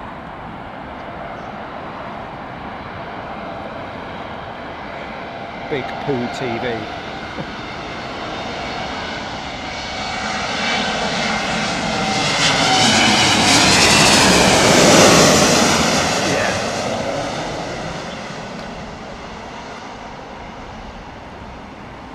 So we're planning a trip to Toulouse at the end of the month, folks. Way easy there, mate. Wow. You've got a VAR on that, GP.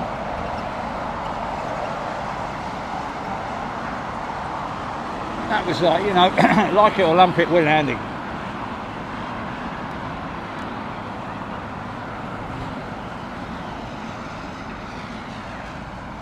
Peter McCullough Skiathos is very busy right now. Yeah, go for VAR, please.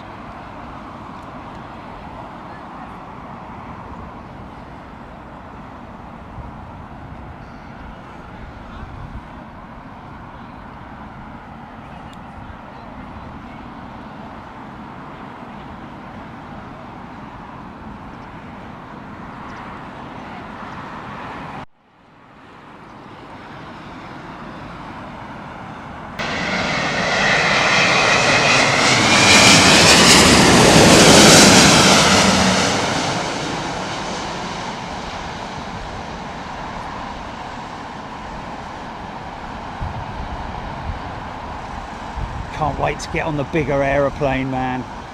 I'm a long way off though. I think if anything, it would be the A330 next. Purely because, well, I don't know about that actually. I was looking at the Boeing. Setup the other day. It's around about 350 quid, something like that, I think. I think my Thrustmaster pedals can be interlinked with the Boeing yoke and throttle box, I think. Very limited on the throttle box though, I've got to be honest with you, compared to, wow, look at that one coming in from the back there, man. It's a 380, isn't it? Look at that, turning in from the north. Almost looks like the Emirates Blue Expo Jet, as we used to call it. Wow, look at the size of that thing, man.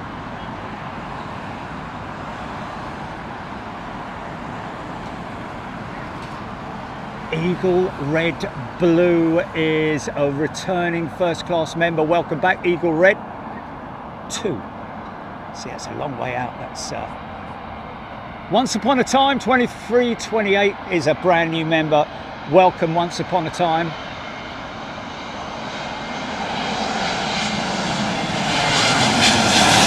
Made it down to £2. Super chat, thanks, mate.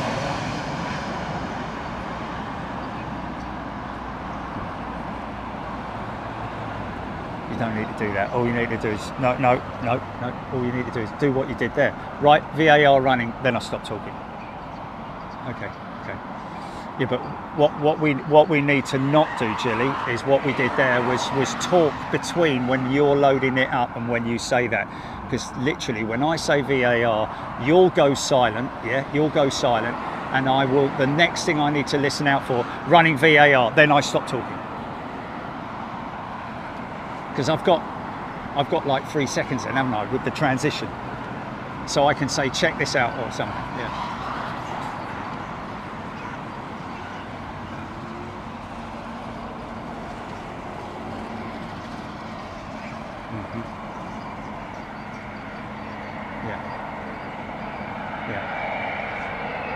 That was a test, wasn't it? That's why it's a test, isn't it? Okay. All right.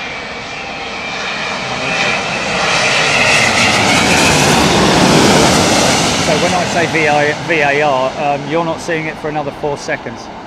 Do you? And then do you press the button? Is that the point that you press the button?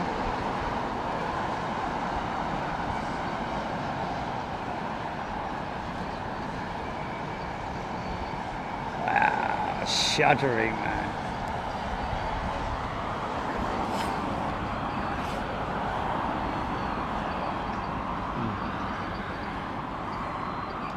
Wow.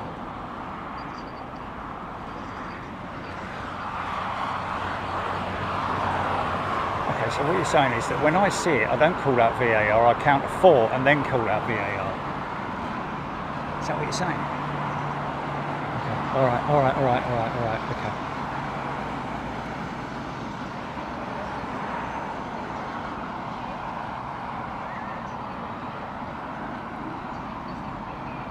No, don't tell me when VAR's running. Tell me when you're going to hit the button. Yeah, but don't, okay, but yeah. Okay, exactly. But before you hit that transition button, Jilly, just say, right, running VAR, and then I can stop talking and then the transit. Yeah, to make it smoother, that's all. It's just timing, that's all it is. Stu Yule 43333 sent 5 Big Jet TV memberships.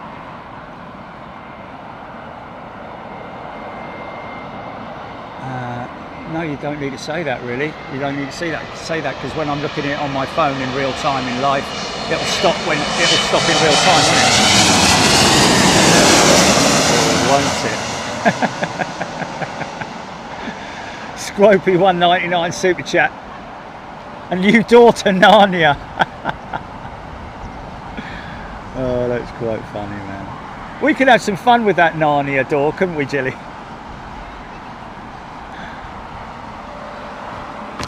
Oh, mind that. Catch the pigeon. Are the A380 as big as they look when overhead? Yes, £2.49 super chat. They are.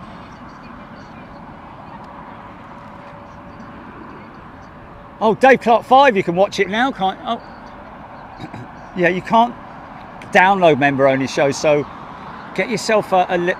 Anyway, let's stop talking for this beautiful. It is the Expo Jet, as I call it.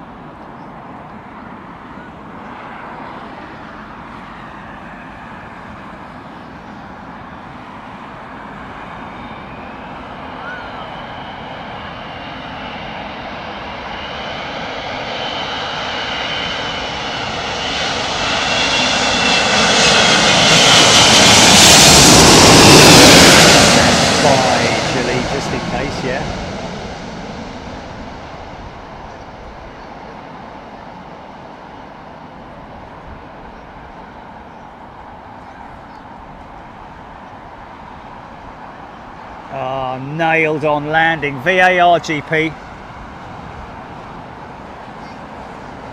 Now I tell you what, that was not a Bosch landing. That was more a case of how those guys are taught. Well, not so much taught, but the discipline that they are under in terms of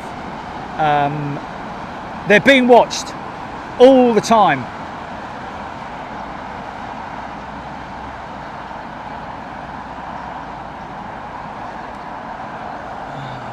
Oh, okay, that's ruined that then. Okay, so don't worry about it. Okay, we'll play it then. It's too late, man. It's too late.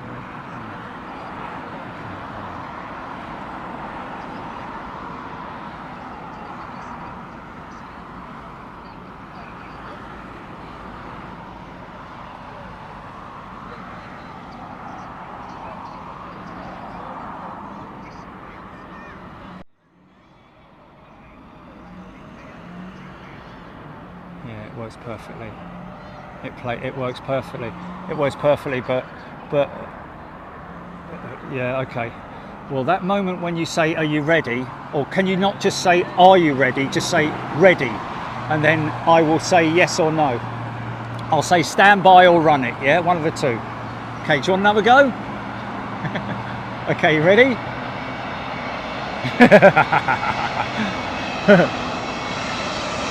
The voice intro works perfectly.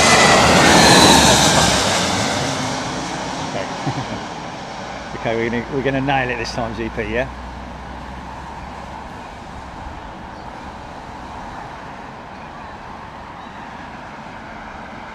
Oh, VAR, GP, VAR. That was crazy. I'll tell you what. It's not the time to get something in my throat, is it? But I'll tell you what, that left wing, I don't know if it was, but we're going to run the VAR, but it looked very close to the runway, the left wing there, because obviously, let's watch it back, GP, run it.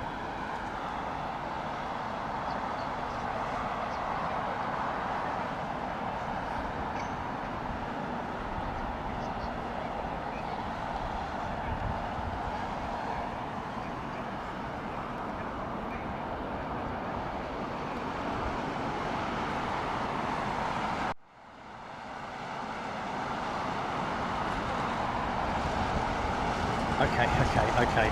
I'm not going to say GP run it. I'm just going to say watch it. Let's watch it back, because when I'm still talking when you've got the screen closing. You know, when it flips across.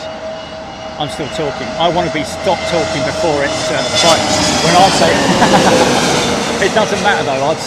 I won't say run it, GP. I'll just say let's watch it back.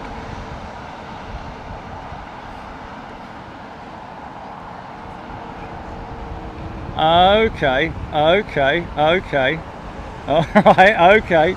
A fine trim then. Fine tuning it. Yeah. I like that. Dave Clark 5. See ya. Nailed the VAR. There we go. So working well now. Clive Clark. Pretty close. Karen Travels. Albert Oklegnzul has gifted $1.99 super chat. Thanks, mate. Really appreciate that. Very heartily. Oh, nice dream, man. Do you want to try it on this one, Tilly? Yeah, exactly. And I realised that I can't do it.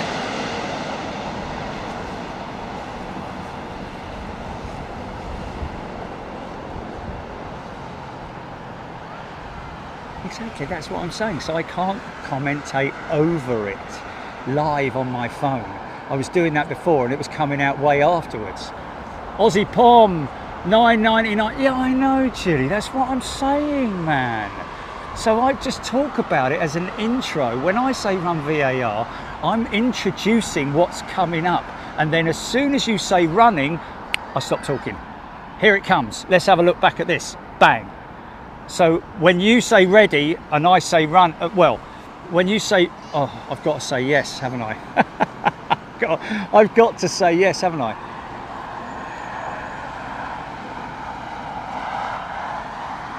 Yeah.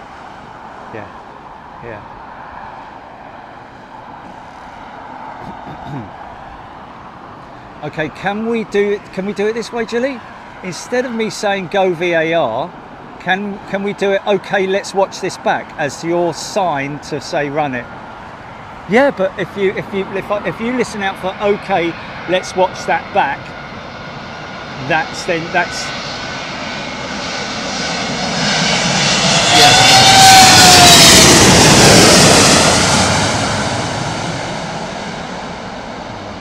Okay, and that will bring it to what point where it flips?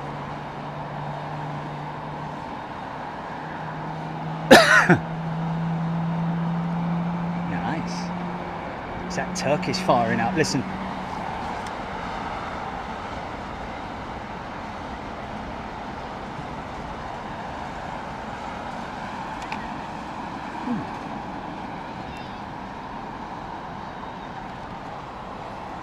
you want to give it one more try, Chili?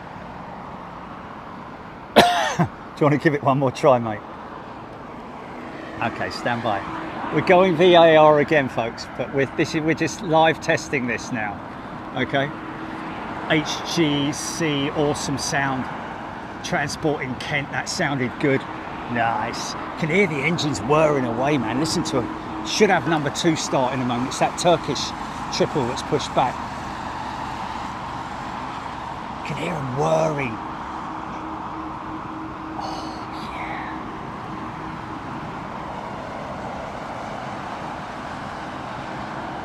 Pup 0509, thank you very much indeed. All the best. Take care.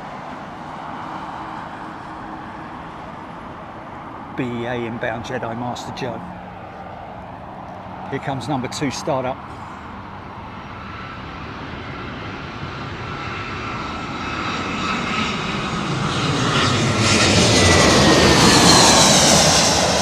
Paul Barnett. Something to do with wing flex coming off. What's that all about? Lady Jennifer Bailey, £2 super chat. Thank you from Lady Jennifer Bailey, tuning in from the Lurkers Lounge. Thank you, Jennifer. Appreciate that. Scropey, see you later. All the best. Alan Q, thank you. Feeling well. Thank you very much. Stu Yol, discussions like this. Oh well, being a member for 50 months. Well, yeah, but it's just we're perfectionists. We like to get it right. Jilly knows me better than probably anyone knows me, I'll be honest with you. This is BEA. This is our little retro jet. Don't prang her now.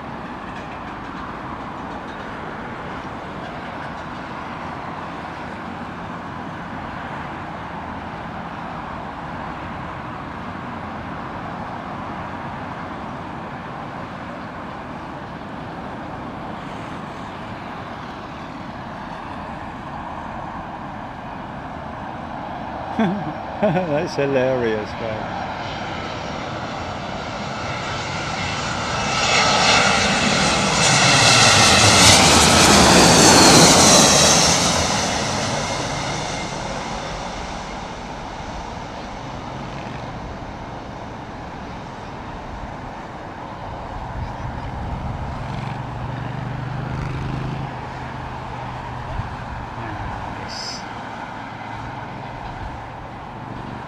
Turkish moving off now. Iceland, Peru. Love this livery. Oh, Paul Barnett, we're talking about undercarriage on wings of the A380 touching down after the body gear. Yeah. Body gear comes in first because it goes in heel first, whereas the it's one way or the other, isn't it? Whichever touches down first. I know what you're saying. I think it's the body gear that initially touches down, and that is hanging by its heels, whereas the outer gear, I think, is a bit more level, slightly more level. It's funny, isn't it, when you've seen so many of them land? Now you get thinking about something like that.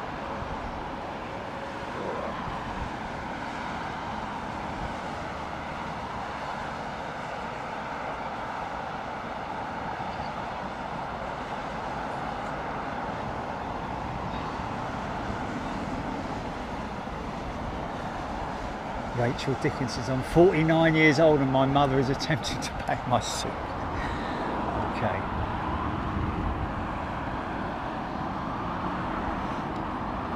Oh, it's nuts though, isn't it? Make sure you take lots of nice fresh whatevers.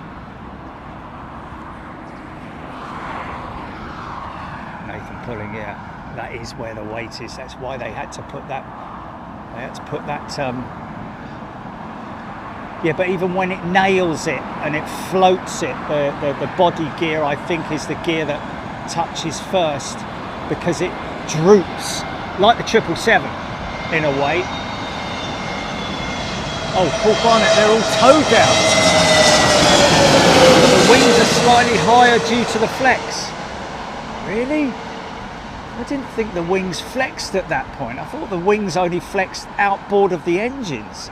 I've never seen the wing actually flex at that point. Surely not. They're really stiff.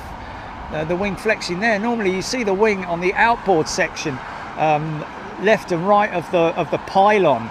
Generally everything inboard of that, it doesn't flex. I mean, obviously it has a certain amount of give in it, but it doesn't. I can't imagine that there's that much flex in the A380 wing at the wing root gear area to mean that the outboard gear come down. I mean, I'm always happy to be wrong, but I can't see there.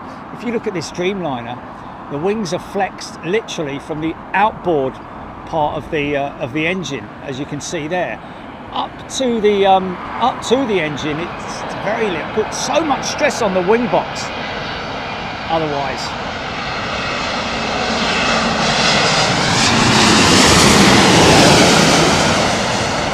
Talking about here is, if you look at the end of the wing, I'll come in close, look how flexed up it is, but watch the part of the wing that literally loses its lift.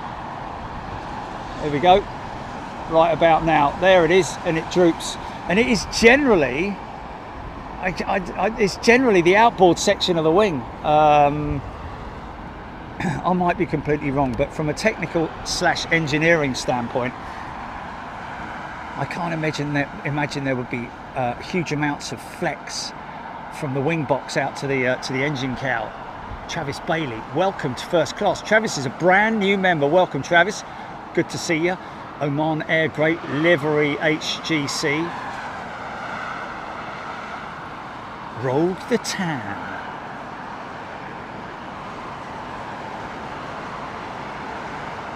Aaron Thomas, 747 turnaround fast. Nice. Yeah. Okay, well, we'll get that climbing out then. Blimey. 20 to 7, mate. Well, Barnett, the wing wheels are definitely higher, though probably not flex. Well, they may appear higher during flight, or, you know, but I think it might be more of an optical illusion. That's how my van gets wrecked, folks.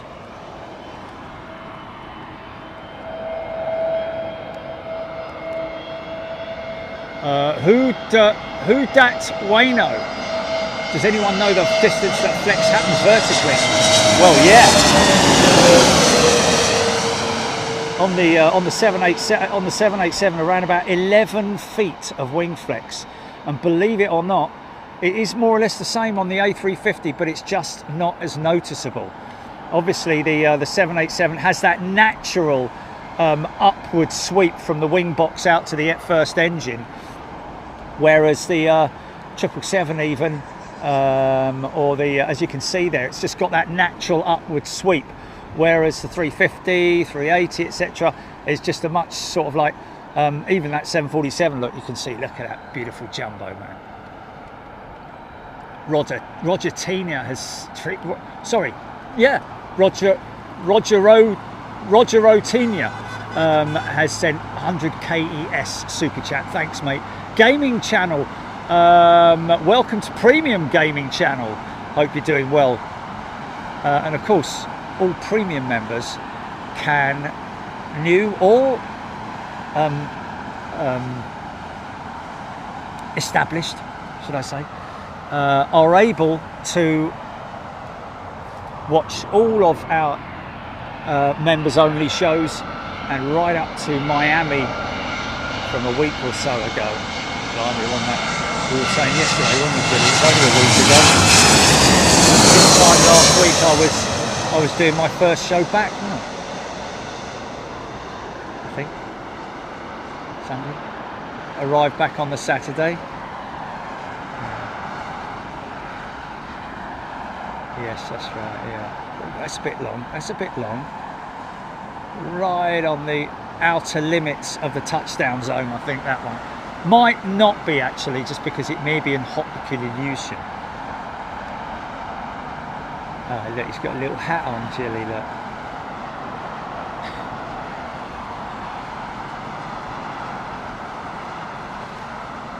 Will he land it? Saudia with Big Jet TV. Awesome. To end Air India back to back, Aaron Thomas.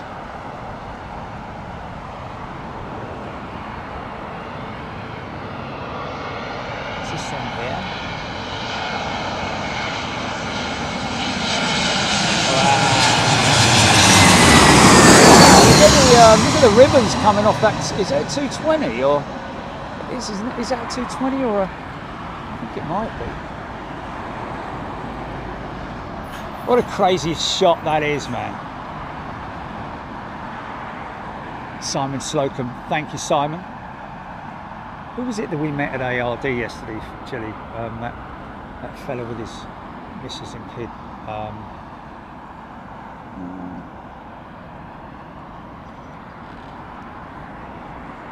Iceland, Peru, yes. 747 blowing her nose. That is so funny, man. That is hilarious. You guys come up with the best stuff, didn't you? Well, she was for a moment there. Look at that triple engine jumbo. Oh my God! Make a channel about it.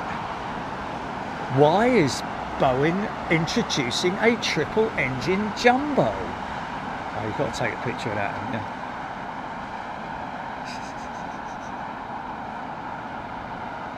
Thank you, 777 Lenny.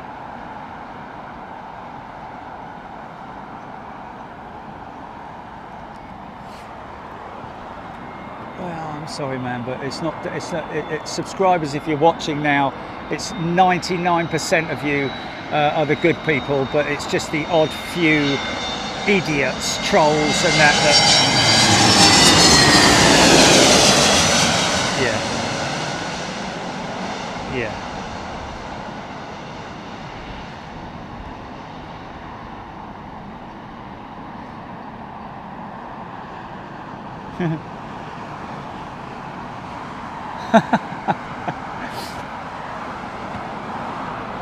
AN225 wing. New AN225, Nathan putting witnessed it. Yeah, I know, mate. I know. You probably put it back on now, Jelly. You probably put it back on now, can't you? Oh, okay. There's a subby. Wind's getting up to around 30 tomorrow afternoon. Well, put it this way, Tim. What do you think? No, I'm gonna go and try play golf in the wind. No, yes, mate. Of course, I'm going to be out here.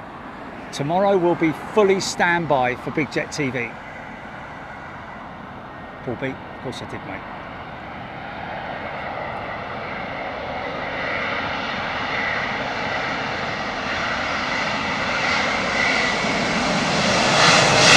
Adriana.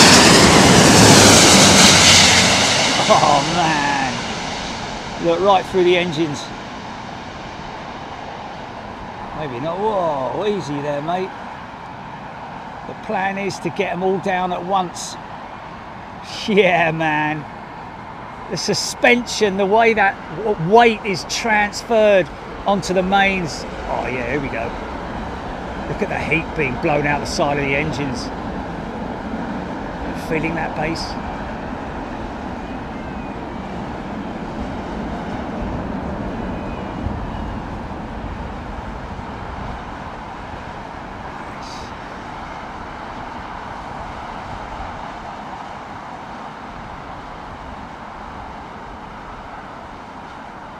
Out of the sin bin. Well, like I said, 99.9% of you subbies are all good people. But there are the odd few odd fellows out there, and fellow S's, who sort of ruin it for everybody, you know what I mean? 777 Lenny, free fiddy. Feather duster, yes, of course she does. Mark WUK, what wind speeds do you class as a windy landing day? Well, if it's a 30-mile-an-hour crosswind,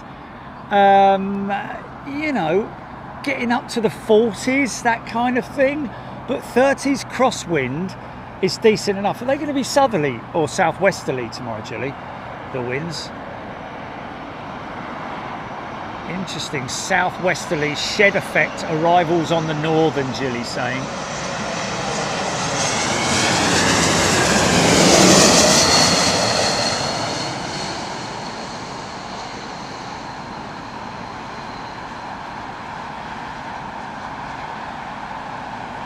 Tweeting the elevators, look. Tweaking, sorry. Very smooth. Finesse. Done with finesse.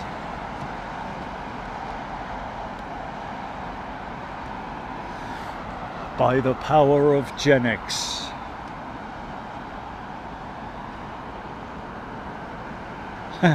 Aussie pop, yeah.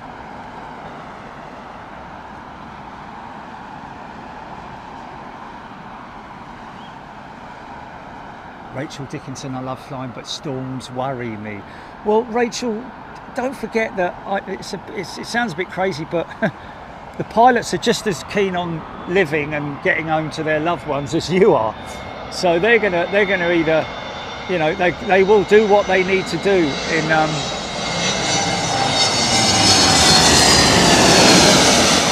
windy / stormy conditions. And they will always have your safety as their #1 priority. So if it's not safe to fly, it's not safe to fly. They'll never take a risk. And the other thing you need to appreciate is that up front on these aircraft, they have very sophisticated radar early warning systems so that they know how to avoid or find a way past any cells, let's say. Alano has gifted £5 channel super chat. Great entertainment as always. Thank you, Alano. That's very kind of you, mate.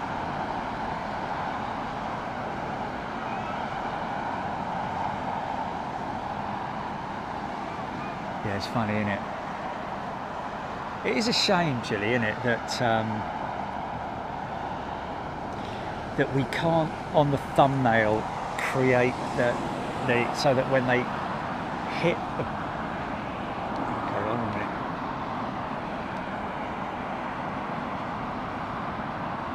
Yeah, what a shot, mate. Look at that, GP, look at that.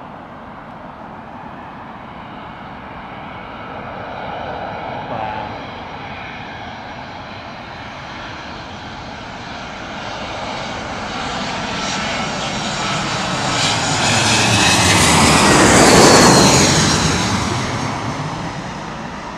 See the lights on the trailing aircraft on that. I think it's a Dreamliner. Look at the liquid heat vortex.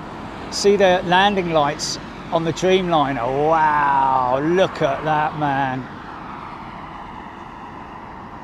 So that's the engine, the exhaust heat being mixed in with the vortex, giving it that jellified look. Look at the aircraft behind. Wow, there's 3 there. Look at that, man.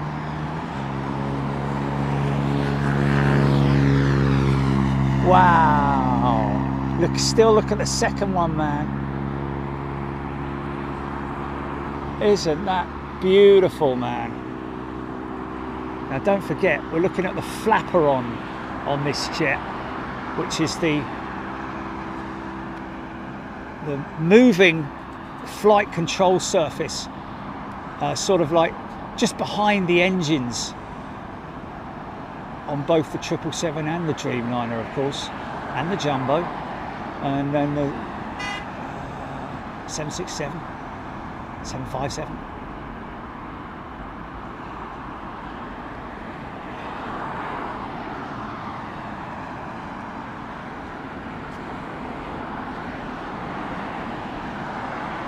George, very cool. Paul Skilling, Ian Morrison, funky shot. Wow, yeah, it is, isn't it? Aaron Thomas, Mark Mailer, cool shot, Diesel 1-3, giving it the fun. Susie Q, what a visual. Gina Graham, that's so cool. Melody, cool but strange. Yeah.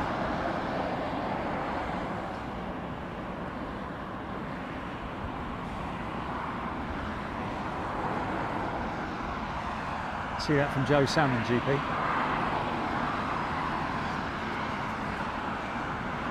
John Palmer. Subby. Steve Richards, £50 super chat, mate. Thank you so much for all the years of entertainment. I've been with you since 10,000 subscribers. You're awesome. Wow, Stephen Richards. Thank you, mate. This is your back-to-back Air India jet.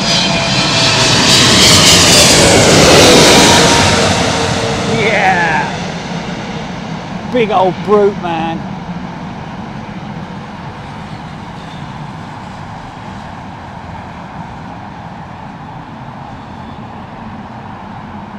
See the flapper-ons behind the engines there? Now they will be used, well, actually, sometimes they're brought up and used as ground spoilers. Wow, how cool is that, man? Ian Morrison, thank you. Gorgeous shots. Thanks, everybody. Lovely to see everyone today as well. People at the fence. I hope that young kid enjoys it. Oh, I'll tell you what I did miss. That's a shame, isn't it? She's giving she's saying hello on the way past Concorde. Look.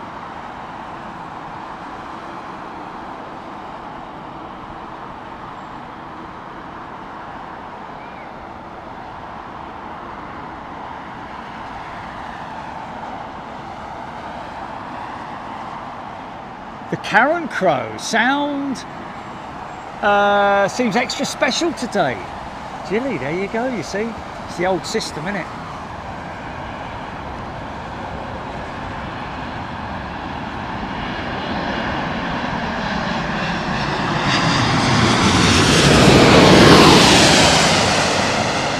Oh, Vista, wow. Still in the old Vista colours. Of course, these are this is all now under the ownership of Air India, isn't it? Or the group, anyway.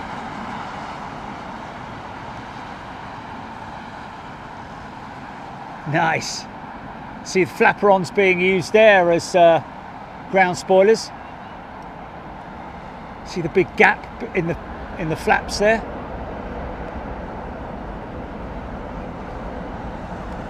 And that's all automated as well, folks. When the ground spoilers are armed on the approach and also on departure as well for emergencies. Look at that, 4 in the stack. Yeah.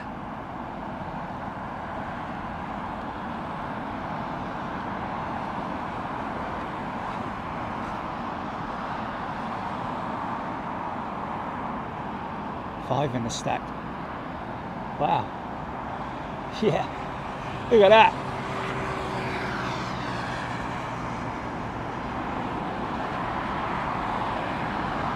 Wow, man.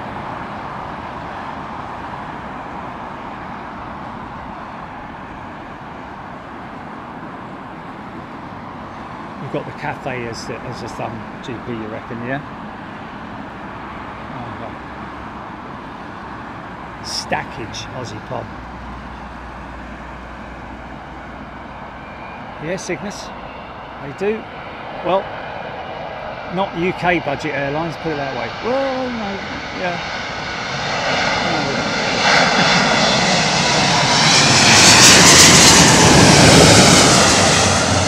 Fueling's part of Lufthansa, isn't it? Isn't fueling part of Lufthansa?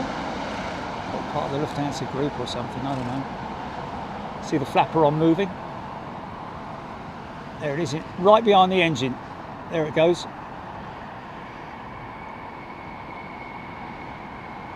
Not being used this time. Boards come up. I think on the 777 it's weight on wheel sensors. The WOW sensors. One pulling in from the right as well there, I think.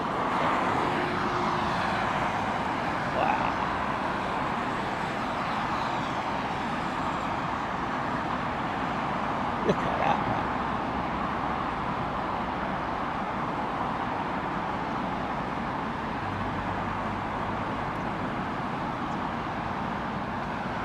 Keep you posted on that jumbo GP.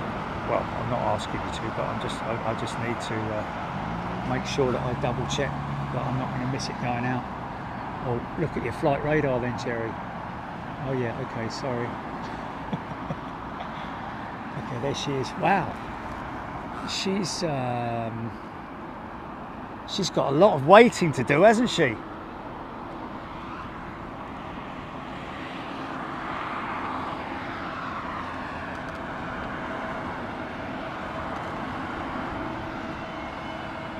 Good poker hand, JP Kratz. 5-stack Louis 86. Jedi Master Joe, awesome shots, so damn cool. When they pull in as well. That one pulling in from the big in hold, I think it is. See that one approaching from the right? Just come out of the big in hold. Or maybe not, maybe coming straight in over London. Let's have a look.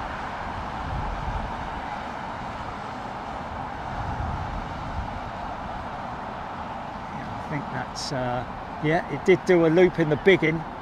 BA 843 from Split. Split up!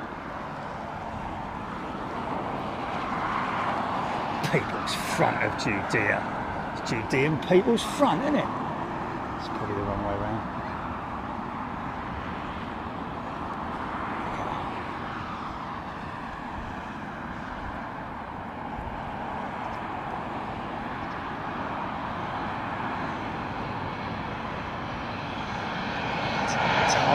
Joining the line.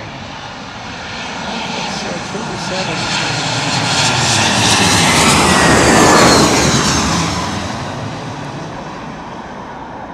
That's the furthest one out that you're looking at there. A tie joining from the left. Okay, here we go. That should come into shot quite soon. Usually, here she is. Here comes the tie jet. Look at that. 4,200 feet, joining the ILS. Needs to be down at, I thought it was around about 2,500 feet to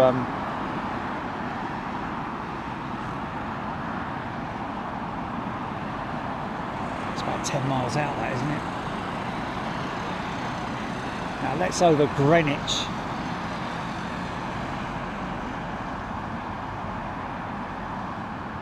Nice. 3,900 feet.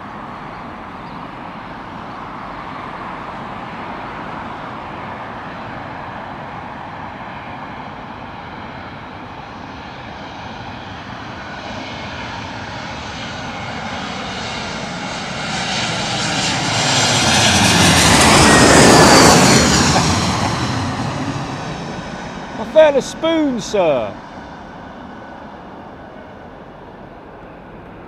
Caroline Davidson, fuck yeah.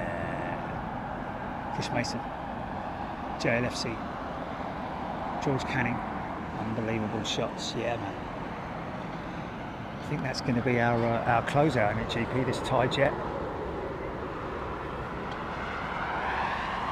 And folks, just a little bit of housekeeping just to say thank you to everybody for watching today.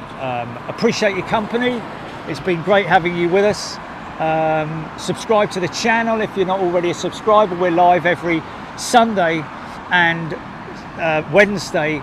That's our general stuff when we come to London Heathrow, but we're also live on a Friday night where you can watch me fail at simulation. Well, for the time being anyway.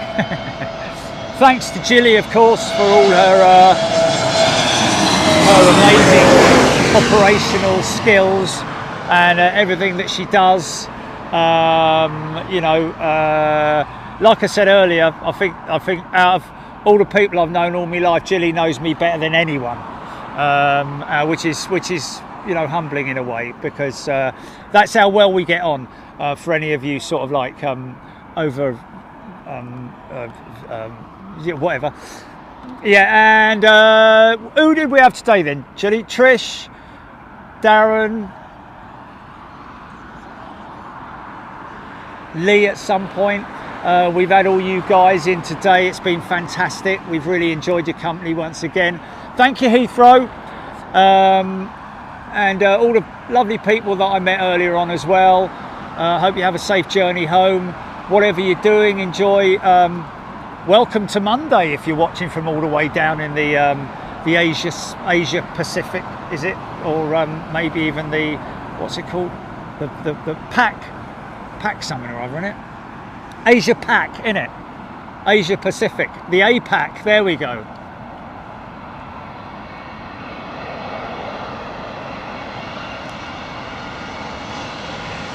Thanks everyone, stay tuned.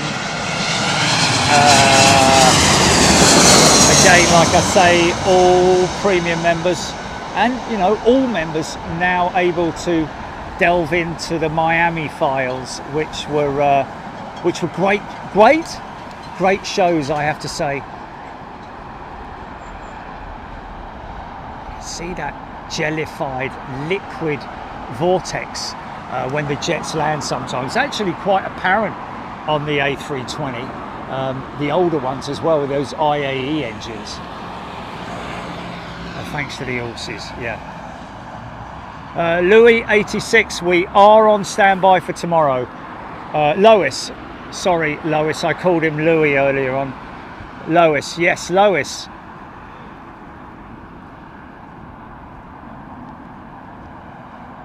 Ta ta ta ta ta.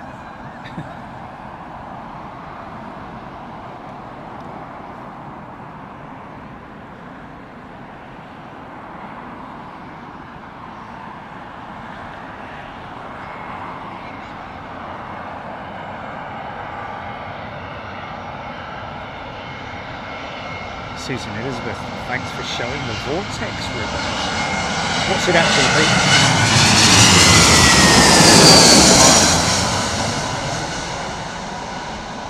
Yeah, 30s, mid 30s. Okay.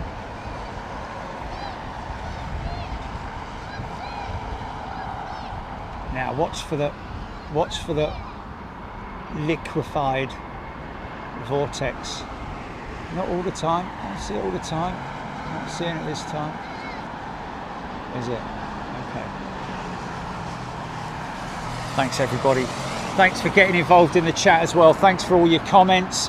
Thank you to anybody who's, to all you guys who've gifted membership and who super chat. Thank you so much. Welcome all of our new members and subscribers as well. Glad to see you here. Always a great place to tune into for aviation content, entertainment, knowledge, all that kind of stuff. Got pilots.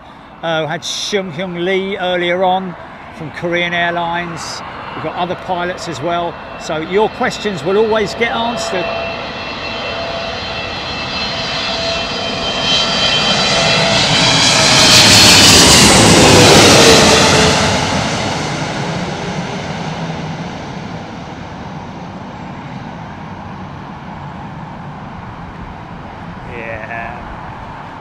Wallet.